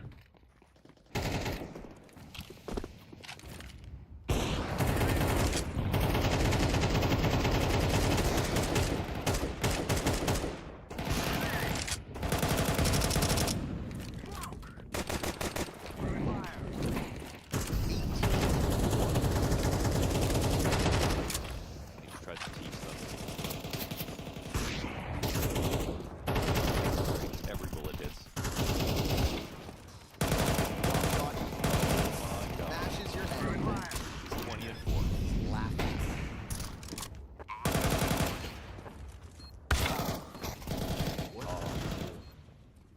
Magic's getting his as well.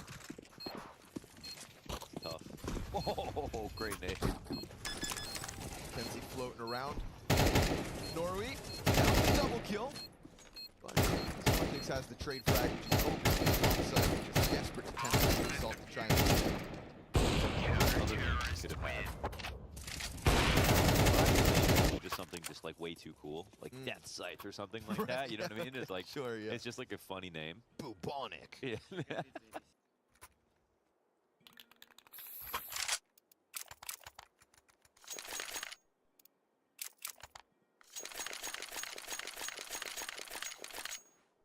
Let's go, my brothers. Smoke. I'm throwing a flashbang. Throwing a flashbang. Grenade. I'm throwing a flashbang.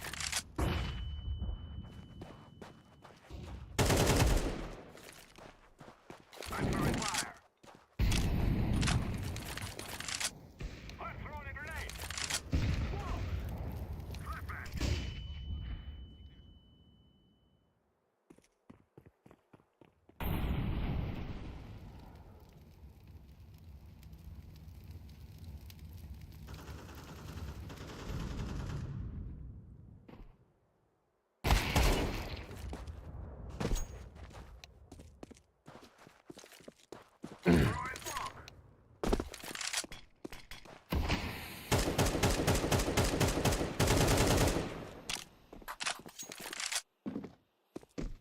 Activating the bomb. Bomb has been planted.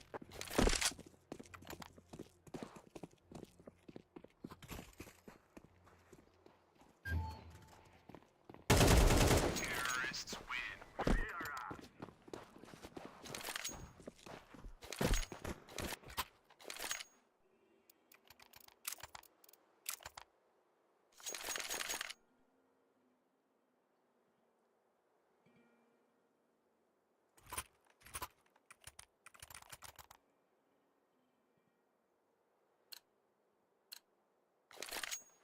We will make them regret this day.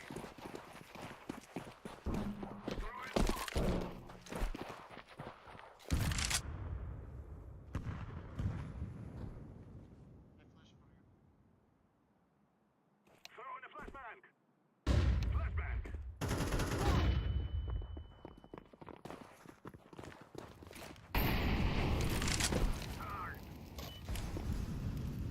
I'm throwing a flashbang. Grenade out. Throw in a flashbang.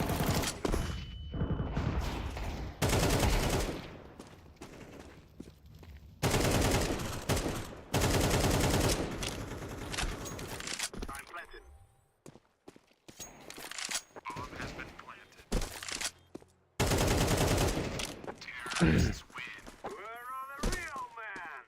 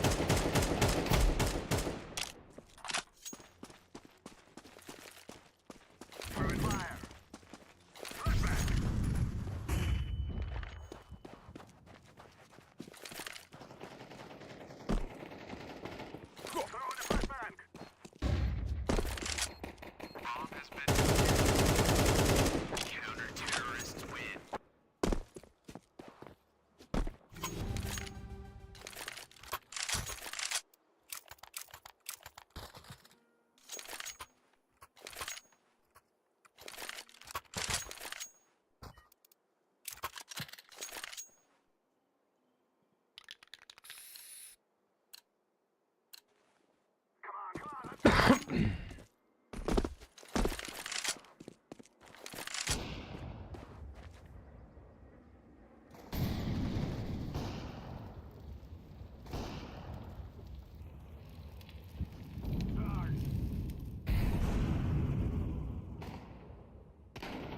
throwing a flashbang. I'm throwing a flashbang.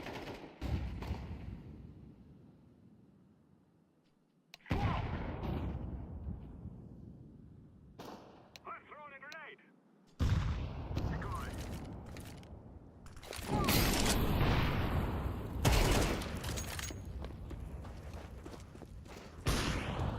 I'm throwing fire.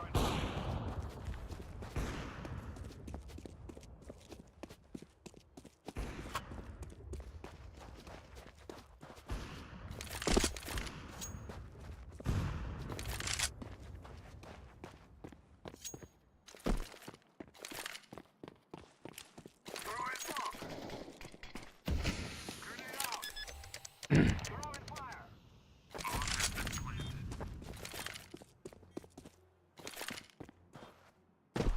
Smoke! I'm throwing a grenade. Terrorists win. We are the best.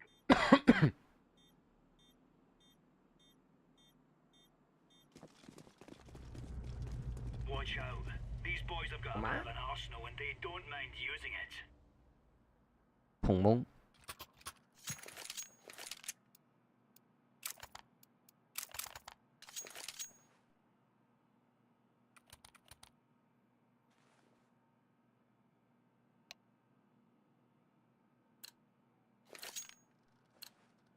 Remember, this is bandit country. Shoot everything that moves. Grenade out. Flashbang.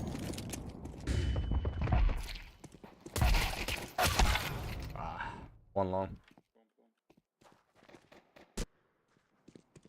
Short long.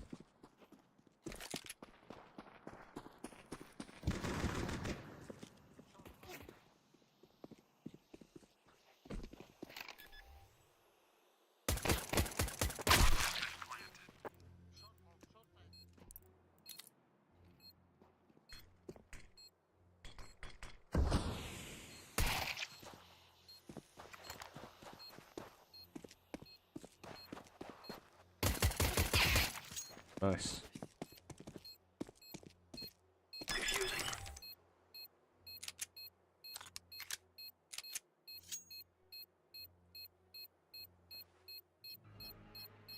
Bomb has been defused. Counter-terrorists win. Ah, we're getting stuck right into them.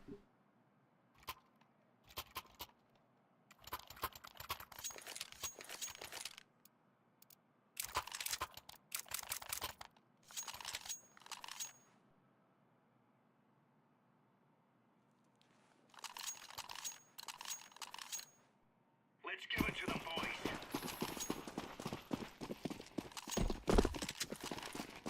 Throwing fire. Fire in the hole. Laying down smoke. Deploying flashbang.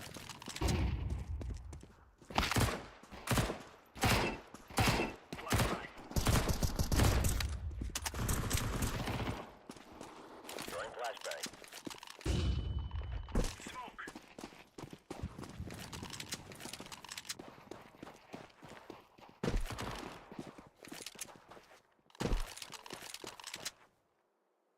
Throwing flashbang.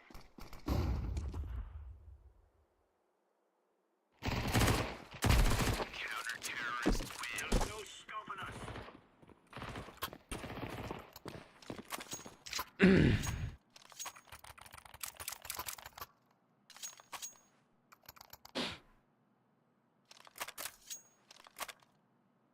Oh, that's an ugly ass gun.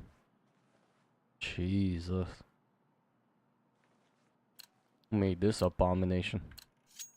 We are out of here. Incendiary out. Throwing a grenade. Throwing flashbang.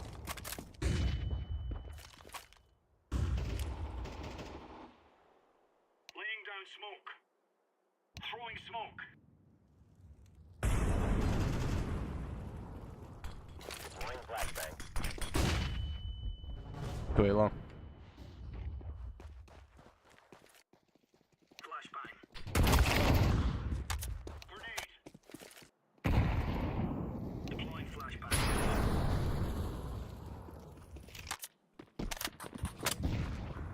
Bomb has been planted.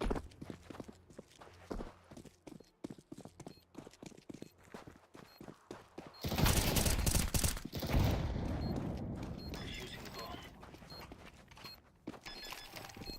Smoke. Bomb has been defused. Counter-terrorists win. Oh, look at that knife. Pretty Ursus. Alright. Y'all know. Time to trigger the boys. Time to get the reporties in. Blow some brains out.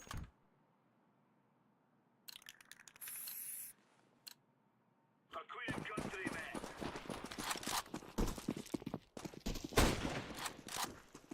Incendiary. Throwing a grenade. Grenade out. Grenade.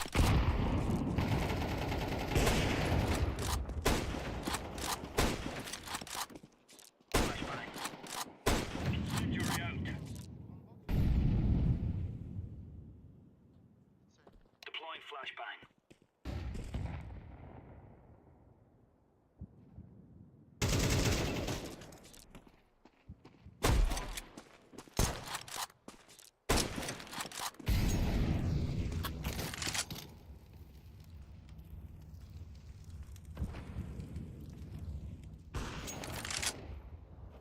Bomb has been planted.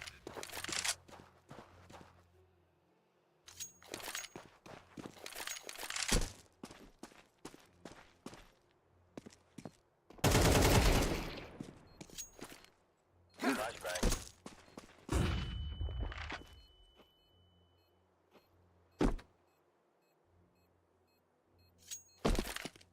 Deploying flashbang.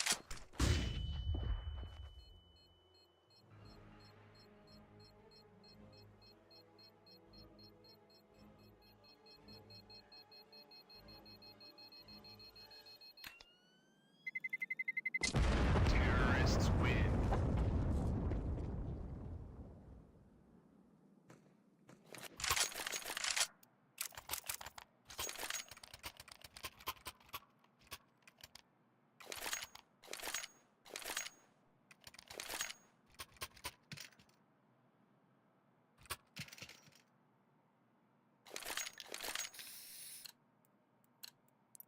Lock and load.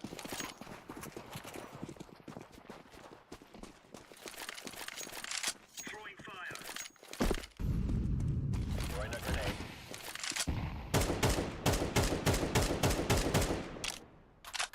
Laying down smoke. Flashbang.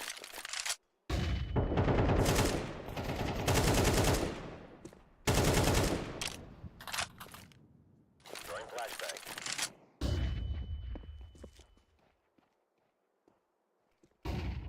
Grenade out.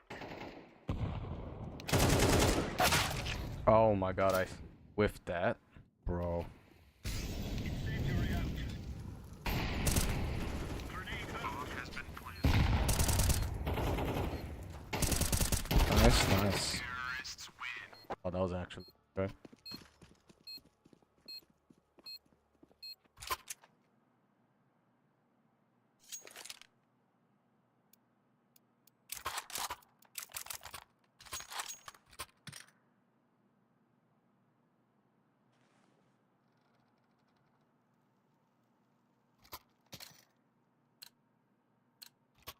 Let's go, let's go.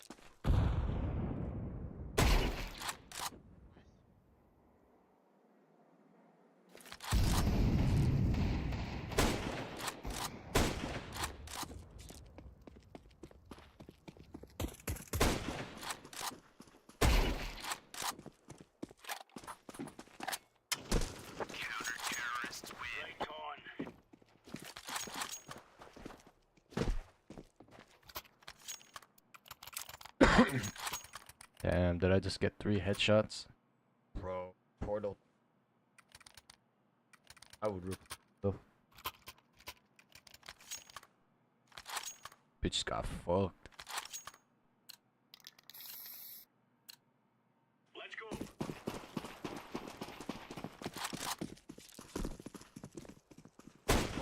Throwing fire. Grenade out. Throwing smoke.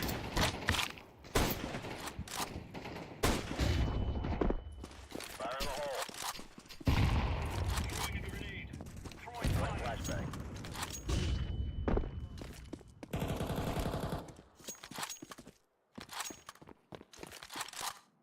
Throwing flashbang. Flashbang.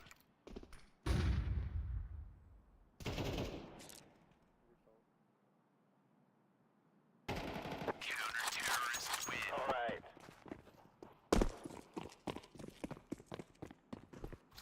God damn it. Didn't get the goal.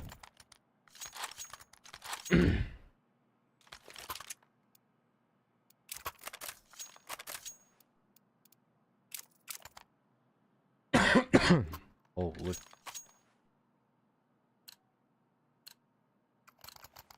Move it. Move it.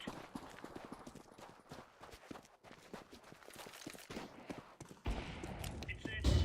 Throwing fire. Flashbang.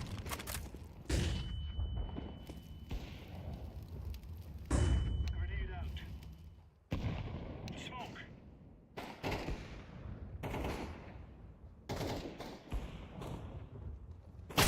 Ah, crap.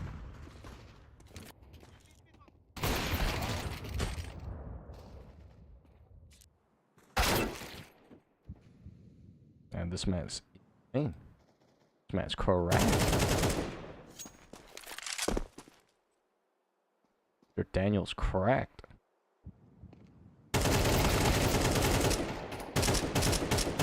Do some damage, my boy. What is that shit? Crosshair. Holy. How do you see anything with this crosshair?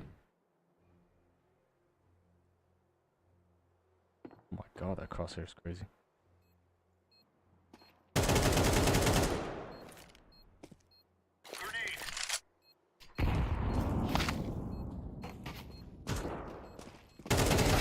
Oof.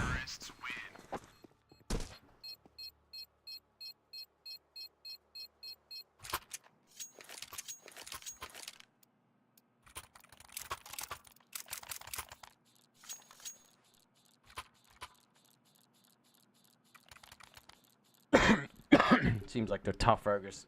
Confident with the long push. Remember, this isn't the killing house anymore. This is real life. Grenade out. Throwing flashbang. Throwing smoke. Incendiary out.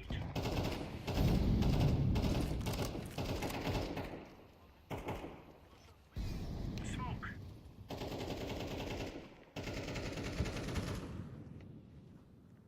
Throwing a grenade. God damn it.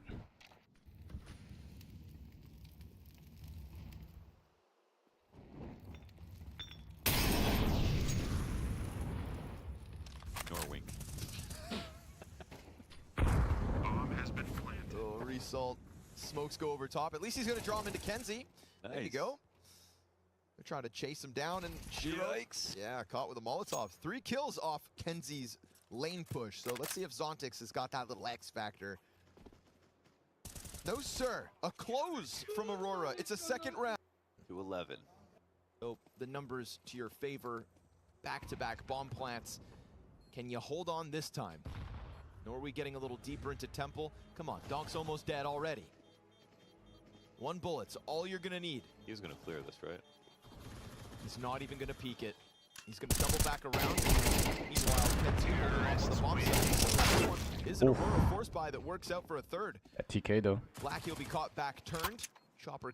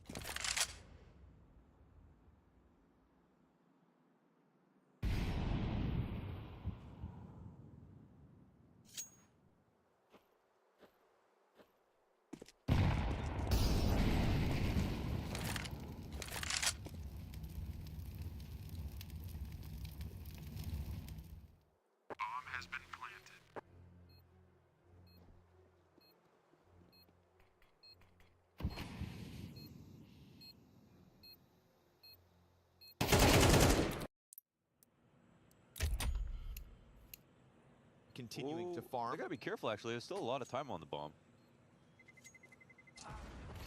Wow.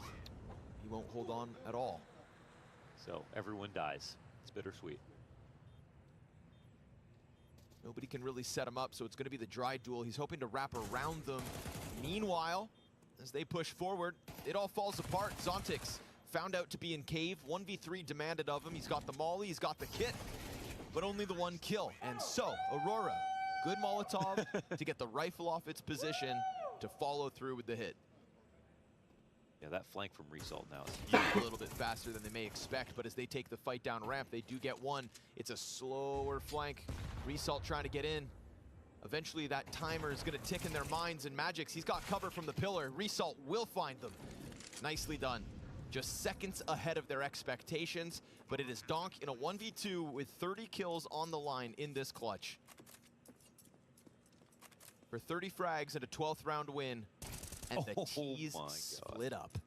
Really allowing for the lane to be taken, for the B split to get set up. Donk exposed, but with the MAC-10, it's still good.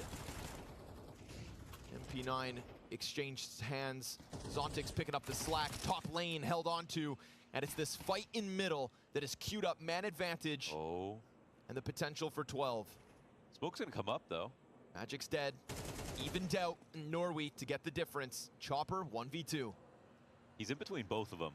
No gun yet. Where's that bomb? Wasn't spotted? Just got by. Ooh, or maybe. Okay. Deco aware. And Aurora keep clawing back rounds. This T-side's done them well. Team Spirit have done a very good job this round to kind of take that control from them. And Shiro freed up to come into middle. Missed chance on the second, but he'll get there in the end. It cost him Donk, so be it. Magix, this deep B control because of Chopper's early play out from Cave. And sure enough, Aurora just kind of jump into the waiting hands of Spirit this round. Yeah, that's one where it's like, okay, there's not even a reason to jump out as the extra player. You know, they already have B dominance, they have mid control. You didn't win versus mid. Late. Flashes were weak. Couldn't get the op off the angle. And no trades at all. You see them win this round in the early map control, and once they had their hooks in, it almost felt like an inevitability. Magix covered by Shiro, who posts his triple kill. He was everywhere this round with the op. By taking their time here, Aurora kind of stalling out has given Spirit a chance to come and bolster this B site with utility, and now Chopper is just going to face the smoke head on. 3 players behind it, they desperately jump through, and Chopper's going to feast on that. 1 mag in the M4, 3 kills to his name, and a Molotov meeting Kenzie as his desperate attempt to get anything going in the final 30 seconds of this map. Deco here to support him, all the defense ready to roll. Magix easily anchoring back lane, and Deco comes swinging out to Chopper's 4th frag. Chopper right behind Donk at the top of the board here as Team Spirit convincingly clean up 2-0. You do love to see that. Again, one of the IGLs. It's the same Dust 2, you remember. Yes. It's good to be home. Oh, the flash is so beautiful. Yeah, it's better than the first shots, but Chiron still gets there. So a double kill in mid doors. Shuhei Brolin both go down, but that did open the door for Xerxin to flank. Oh. Beautiful clear here from Siren. Felt that that risk existed. Then the next bit of presence in Yimfat, but it's looking like a clear B bomb site, a plant, and a Bet Boom pistol to boot. They did fight really hard out of mid, and that was a setup where Mouse were sort of seemed loosely ready for exactly what was coming. It was going to be some kind of mid pop, a split to B, throw that flash through and just barrel on in. Torsi goes down in the end. Everybody looks very strong here for Bet Boom to kick off the first round of the tournament. But as he allows for them to get out from Catwalk, his M4 hits the ground. Brolin still supporting over towards Long, so no free cross to sight. They can plant Cat instead. Xbox already being climbed on top of by Yimfat, so he's not wasting time with flank. And Brolin making sure to keep himself alive. Critical duel here, and Yimfat picks it up. So man advantage falls into the hands of Mouse. T's gonna feel a little stranded, a little squeezed. And if Siren can dish out haircuts, could have been their chance to post-plant, but looks like it's all getting taken away. Nafany chipped by Long, and with that, Mouse on the board. Nice one from Jimpat, and we do see some sees the util, drops his smoke, no other grenades to go down. He's waiting for a flash. Perfectly. Him and Xerxin. Man, Jimmy's so good. He was so quick with that, so ready to spot the nade bounce as well. Didn't double think it. He just went for a smoke right away. And he was even ready for the flash in, right? But as soon as he realized that, oh, he's a little bit too slow for that, he tucked in further, let Exertion take first contact, and it was just beautiful. Excellent. Playing off his teammate's screen the whole time, too, for the flashing. So, looking real comfortable here, Mouse, even in the face of what was a 4v1 challenge on that bomb site. Yeah. You know, but I would say at the moment, wow, he's a hungry boy. Looking like an all-you-can-eat buffet, but Zorte on the angle. Headshot, real fast. Yimfat, no support this time around, right? That flash was critical to his hold. What? Doesn't even matter that he's blind, and he regains vision, looking for the multi-frag, gets damage into both, but only stops the first runner. So, bomb plant inbound, and it's a retake demanded of Maus if they want to go for it. It's looking possible. It's looking possible. I mean, we've got the route on the flank the long way, but they've got pretty good time so far. I think they're going to wait for one big mistake. Ooh, but a last smoke in the doorway, and I think that'll slow Shuhei down. We'll see if a kill comes out. He has a chance. They molly tunnels themselves. T's playing inside of it. Wow. And so Magno Jez switching into the AWP. That one's going to turn Brolin away from it. So sure enough, Torzi again, right? Going in for second servings. That op could have been sat back sight. That op could have not gone in for his angle. Zorte hits a hell of a beamer. Yeah, like fair enough. It was a great shot. And with the way that Torji got that first peek in, you would think, all right, I mean, Zorte might get a little damage, but he'll die. Hey guys, make sure to check out Hot Pizza GG as they've added a new cool event. And death after time is very possible. Shuhei waiting for his chance. They aren't looking through the door just yet, and he gets melted down. Zorte dies with the op in hand. All the money gone. And then that to get cheese the flash too. So looked in further. Let cross the site. They can play. Catch him. No sweat. Zorte on his hot lately. Him and Zershin there. We've identified 9 separate crime scenes. Shots fired, shots fired. Some guy ran in our house bleeding everywhere. He said he got run over by a car. I gave him CPR for 10 minutes before the paramedics showed up.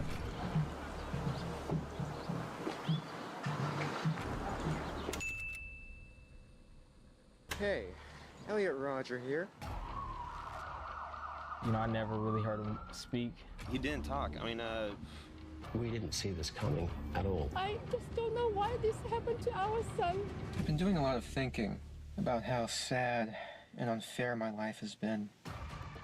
You forced me to suffer all my life, and now I'll make you all suffer. Well, God damn, that's this creepy. is my last video. I've waited a long time for this. To catch a killer. 6 UC Santa Barbara students killed. Over a dozen more were injured. All at the hands of this 20-year-old, someone who even his closest friends described as broken from the moment of conception. I think he's a really lonely guy. Are mass murderers born, or are they made? To try and understand the case of Elliot Rogers, we must start from the very beginning. I wish I could be a kid again. In 1991, Elliot Roger was born in London, England, to mother Lai Chin, a Malaysian Chinese nurse, and father Peter, a commercial and film director. The shy child would later consider those early years the happiest of his life. Yet even then, there were warning signs of trouble to come. My parents used to always take me here when I was a kid. Back when my life was happy and fair. Elliot was highly literate, yet almost preternaturally quiet, and would often write down what he wanted to say instead of speak it. While he was never officially diagnosed, this is a symptom of selective mutism, a rare childhood anxiety disorder in which sufferers find themselves unable to speak in social situations. When Elliot was 6, Peter moved the family to Los Angeles. When his parents divorced just 1 year later, it was another massive change for the already fragile boy. Even at such a young age, it would prove an insurmountable trauma. Within a year, his father married Moroccan actress Sumaya Akaborn, triggering jealousy in young Elliot. He idealized his father's wealth and power as tools to attract the women of his dreams. You'll later realize just how dangerous this idea that money alone could attract any women you wanted would be. Back when I thought the world was fair. How naive I was. I was only an innocent child. Elliot had few friends, and when play dates would be arranged, he would simply wander off to bedrooms or the backyard to be alone. He hated sharing and would become irrationally angry when forced to do so. In the rare cases he'd make a friend, he'd become possessive of them and jealous if they played with anyone else. I'm so angry right now. I was enjoying a peaceful time at this beach park, and what comes to sit in front of me? A young couple, a guy with his hot girlfriend. I mean, who do they think they are? Coming here, sitting in front of me to make me feel jealous? As he moved into his middle school years, he continued to struggle to make friends. He became an object of ridicule, including to one girl in particular, who would mock him in front of her group of friends. By his own telling, it would be the start of a lifetime hatred for what he referred to as the female species. His father, Peter, was a Hollywood insider who worked on major productions, including as assistant director on The Hunger Games, and afforded his son a front row seat to the industry. Elliot would later describe this as being a key factor in his jealousy. Even at that young age, his shallow ideology of wealth and privilege was beginning to form. My little 9-year-old self realized that there were hierarchies, that some people were better than others. Jealousy and envy. Those are two feelings that would dominate my entire life and bring me immense pain, he wrote. The Rogers moved Elliot from school to school, hoping to find a fit for the increasingly isolated and bullied child. I've been cast out. No one likes me. No one accepts me. All my life I've been struggling to fit in with the popular kids. I've been struggling to get a girlfriend. No one has ever accepted me. The Rogers tried homeschooling around this time, which only exacerbated his social anxiety. Finally, in 2009, he graduated from the small, 100-student Independence High. He had no real plans. Elliot attended several different colleges, including Pierce Community College, where he continued to be harassed. One day, a group of students threw eggs at him. He reacted by brandishing a knife. No one was harmed, but it was clear Elliot was reaching his breaking point. He eventually enrolled at Santa Barbara City College. The campus sits right along the Pacific Ocean. The skies are blue and clear more days of the year than not, and his parents thought the sunshine and college life would help their introverted son come out of his shell. Tomorrow is my first day at a new college, Santa Barbara City College. I'm feeling anxious and worried about it, but also excited. With a new college comes many new opportunities, a chance to start fresh. I'll just go in with hopes and smiles and hope for the best. But instead, the happy college setting in a natural paradise only confounded his misery. His isolation intensified and his anger began to grow at a rapid pace. I'm so scared about what I might possibly see there. A young couple, hot girls walking with hot douchebag guys, a guy kissing his hot girlfriend. Such sights will break my heart, tear all my soul, stab my ego, consume me with rage. I'll just have to try not to concentrate on them, pretend they don't exist. By 2011, Elliot had stopped attending class and was slipping further into the grips of his hate. What comes to sit in front of me? A young couple, a guy with his hot girlfriend. I mean, who do they think they are? Coming here, sitting in front of me to make me feel jealous? This is the reason why I hate the world. Everywhere I go, I'm all alone. Because Elliot chose to document his degrading mind in real time and upload it to YouTube, in hindsight, his actions, while not inevitable, were shockingly predictable. Ever since I hit puberty, I've wanted girls. I've desired girls. I've been really attracted to girls. But they've never shown any attraction back to me. It's fair to say that Elliot hated the entire human race, but most of all, he hated himself. Another month has gone by now, and I made a huge effort this month. But still, nothing. How long can I keep doing this? How much torture and humiliation can I take from the world? He had particular antipathy for women for never showing any interest in him. They never paid any attention to me. They talked to the other guys in the class, but not me. There were so many guys in that class who were stealing the girls from man and no threat to himself or to others. If they had investigated further, they would have uncovered his entire murderous plan and the weapons he purchased to make it happen. As savage as Elliot's actions were, his original plan was even more so. He would lure his victims inside the apartment one by one before brutally torturing them with knives and boiling water. He would then cut off their heads and throw them out the window of his moving car as he rampaged the streets of Isla Vista. But for this to work, he needed his roommates out of the picture, so he would lie in wait and kill them one by one as they entered the apartment throughout the day. 19-year-old George Chen was just a visiting friend of his roommates, but he would still become Elliot's first victim. He was attacked in the bathroom, stabbed 94 times in a fit of pure vengeful rage. Chen collapsed into the fetal position on the floor before the killer made a haphazard attempt at cleaning up the blood with paper towels. He would then wait for his roommates David Wang and Chen Hong, repeatedly stabbing them both before leaving their bodies face down, covered in bed sheets and clothes. It's unclear what he was doing between his roommate's murder and the rampage on the streets of Isla Vista, but he was seen working on his laptop in the apartment building's parking lot around 8:30 p.m. At 9:17, the retribution video would be uploaded, and 1 minute later, the manifesto known as My Twisted World was sent en masse to his parents, counselor, and acquaintances, detailing the disturbed, rageful ideology as well as plan of attack. He listed every grievance, every wrong brought against him by humanity, reserving particular blame for women. Cruel treatment from women is 10 times worse than from men. It made me feel like an insignificant, unworthy little mouse. When his therapist received the manifesto, he immediately phoned Elia's mother, Lai Chin, who watched the retribution video and tried to reach her ex-husband, Peter. Minutes ago, I finally checked my email. I saw this letter. It's from Elliot Roger, who's a Santa Barbara City College student. It's 141 pages.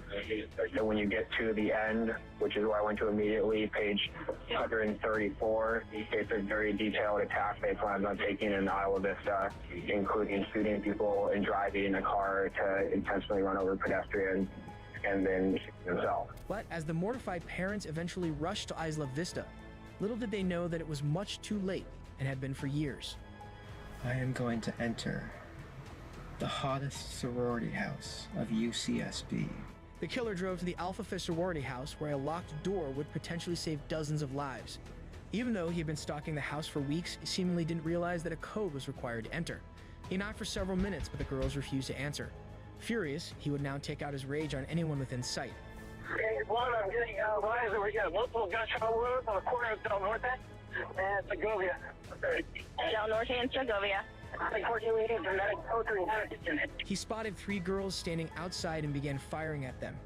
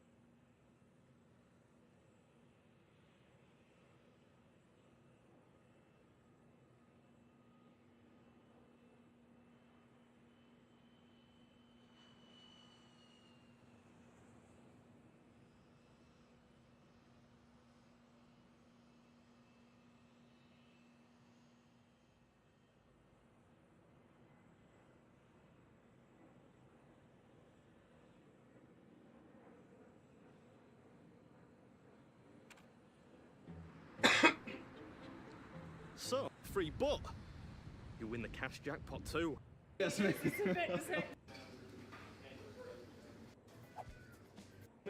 that correct? Theatrical? Okay. Yeah, I'm gonna... 3, 2, 1.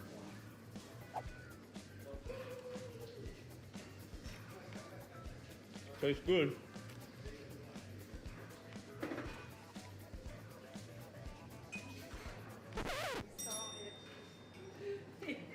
Feels kind of awkward now. Oh man, I shouldn't have put it down, that was going so well. Yeah, too late now. What's up, Army? Welcome back to another episode. This challenge is age old, man. Don't know why it's taking me so long to get around to it, but we're finally here at Angel's Cafe in Mildenhall, which I think is Cambridgeshire. Could be wrong. Ooh, this guy's seen enough already. Can't blame him. You get 30 minutes in which to finish this thing, and if you can, not only is it free, but you win 30 of the Queen's English pounds, King's English, whatever. There's a cash prize and an engraved glass steak too. I should have let it cool. You don't say. You know, we might need to enlist the help of Carol Vorderman herself to compute the number of times I've said that over the last decade. No going back now, though. Look at all the steam coming off that. I told you I should have waited for it to cool. Yeah, coulda, shoulda. We're doing alright, though. The thing with this is, it actually turns out to be a lot more complicated than it looks on the surface. It doesn't look that way now, but, you know, just believe me. 15 minutes, 16 seconds. I've been going 15 minutes. Isn't it? What am I reading? Wrong, wrong, wrong, wrong. Wrong, wrong, wrong, wrong. You can edit that bit out.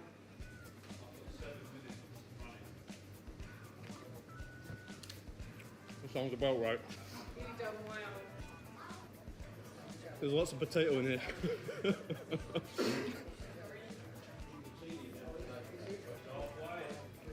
I'm about halfway. I'm feeling all right. They are way heavier than they look, though. Man, why'd that take me like 7 minutes or something?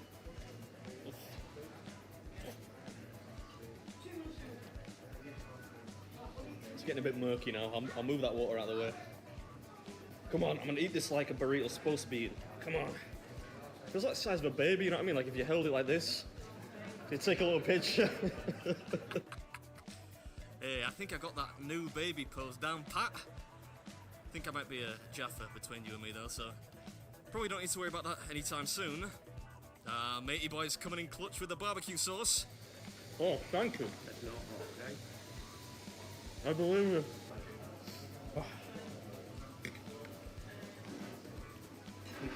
Need a little bit of sauce just to help it down, I think.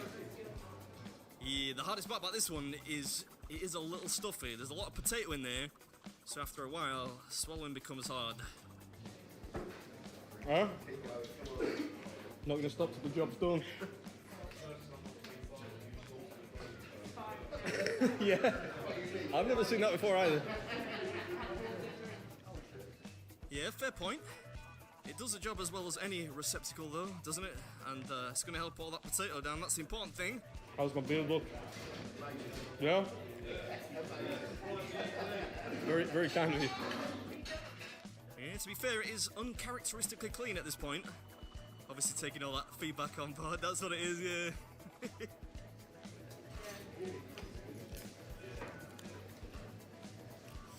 It's weird without the music. It's much more palatable when it's like an 8-minute video with some music in the background, rather than just watching me eat in complete silence. It's not much of a spectator sport, it's gotta be said. Yeah, live, I mean, it can be a bit long-winded, especially today. Go on, get a move on your sausage. Secret weapon. Oh. Nice to meet you, man. Did not think this was gonna... Man, that was no joke.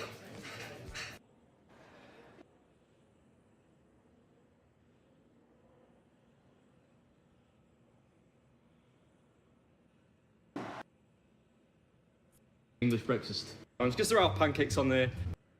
3, 2, 1, go! That was perfect. Right.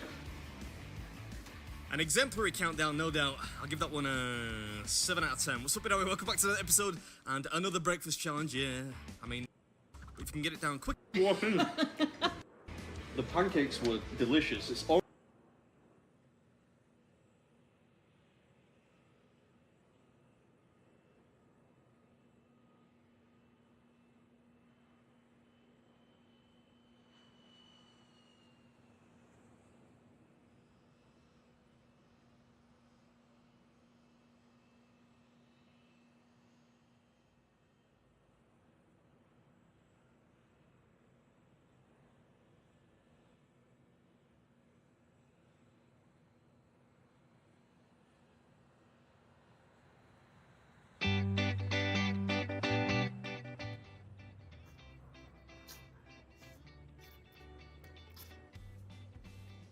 충남 천안시 서북구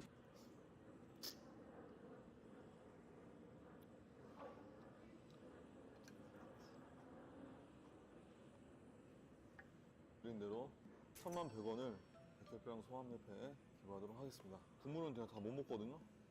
국물 좀 건져서 국물 좀 뺄게요.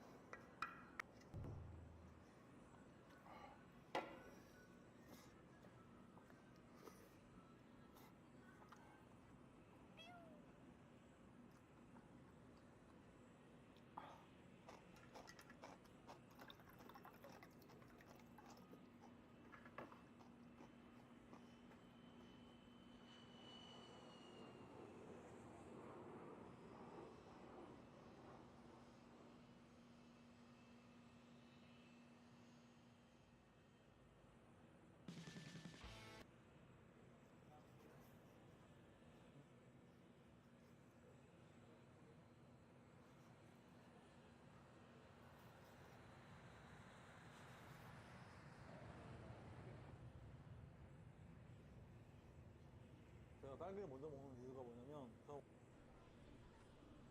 와 잘못다. 등심 돈가스를 비롯한 여러 가지 음식들을 먹어봤는데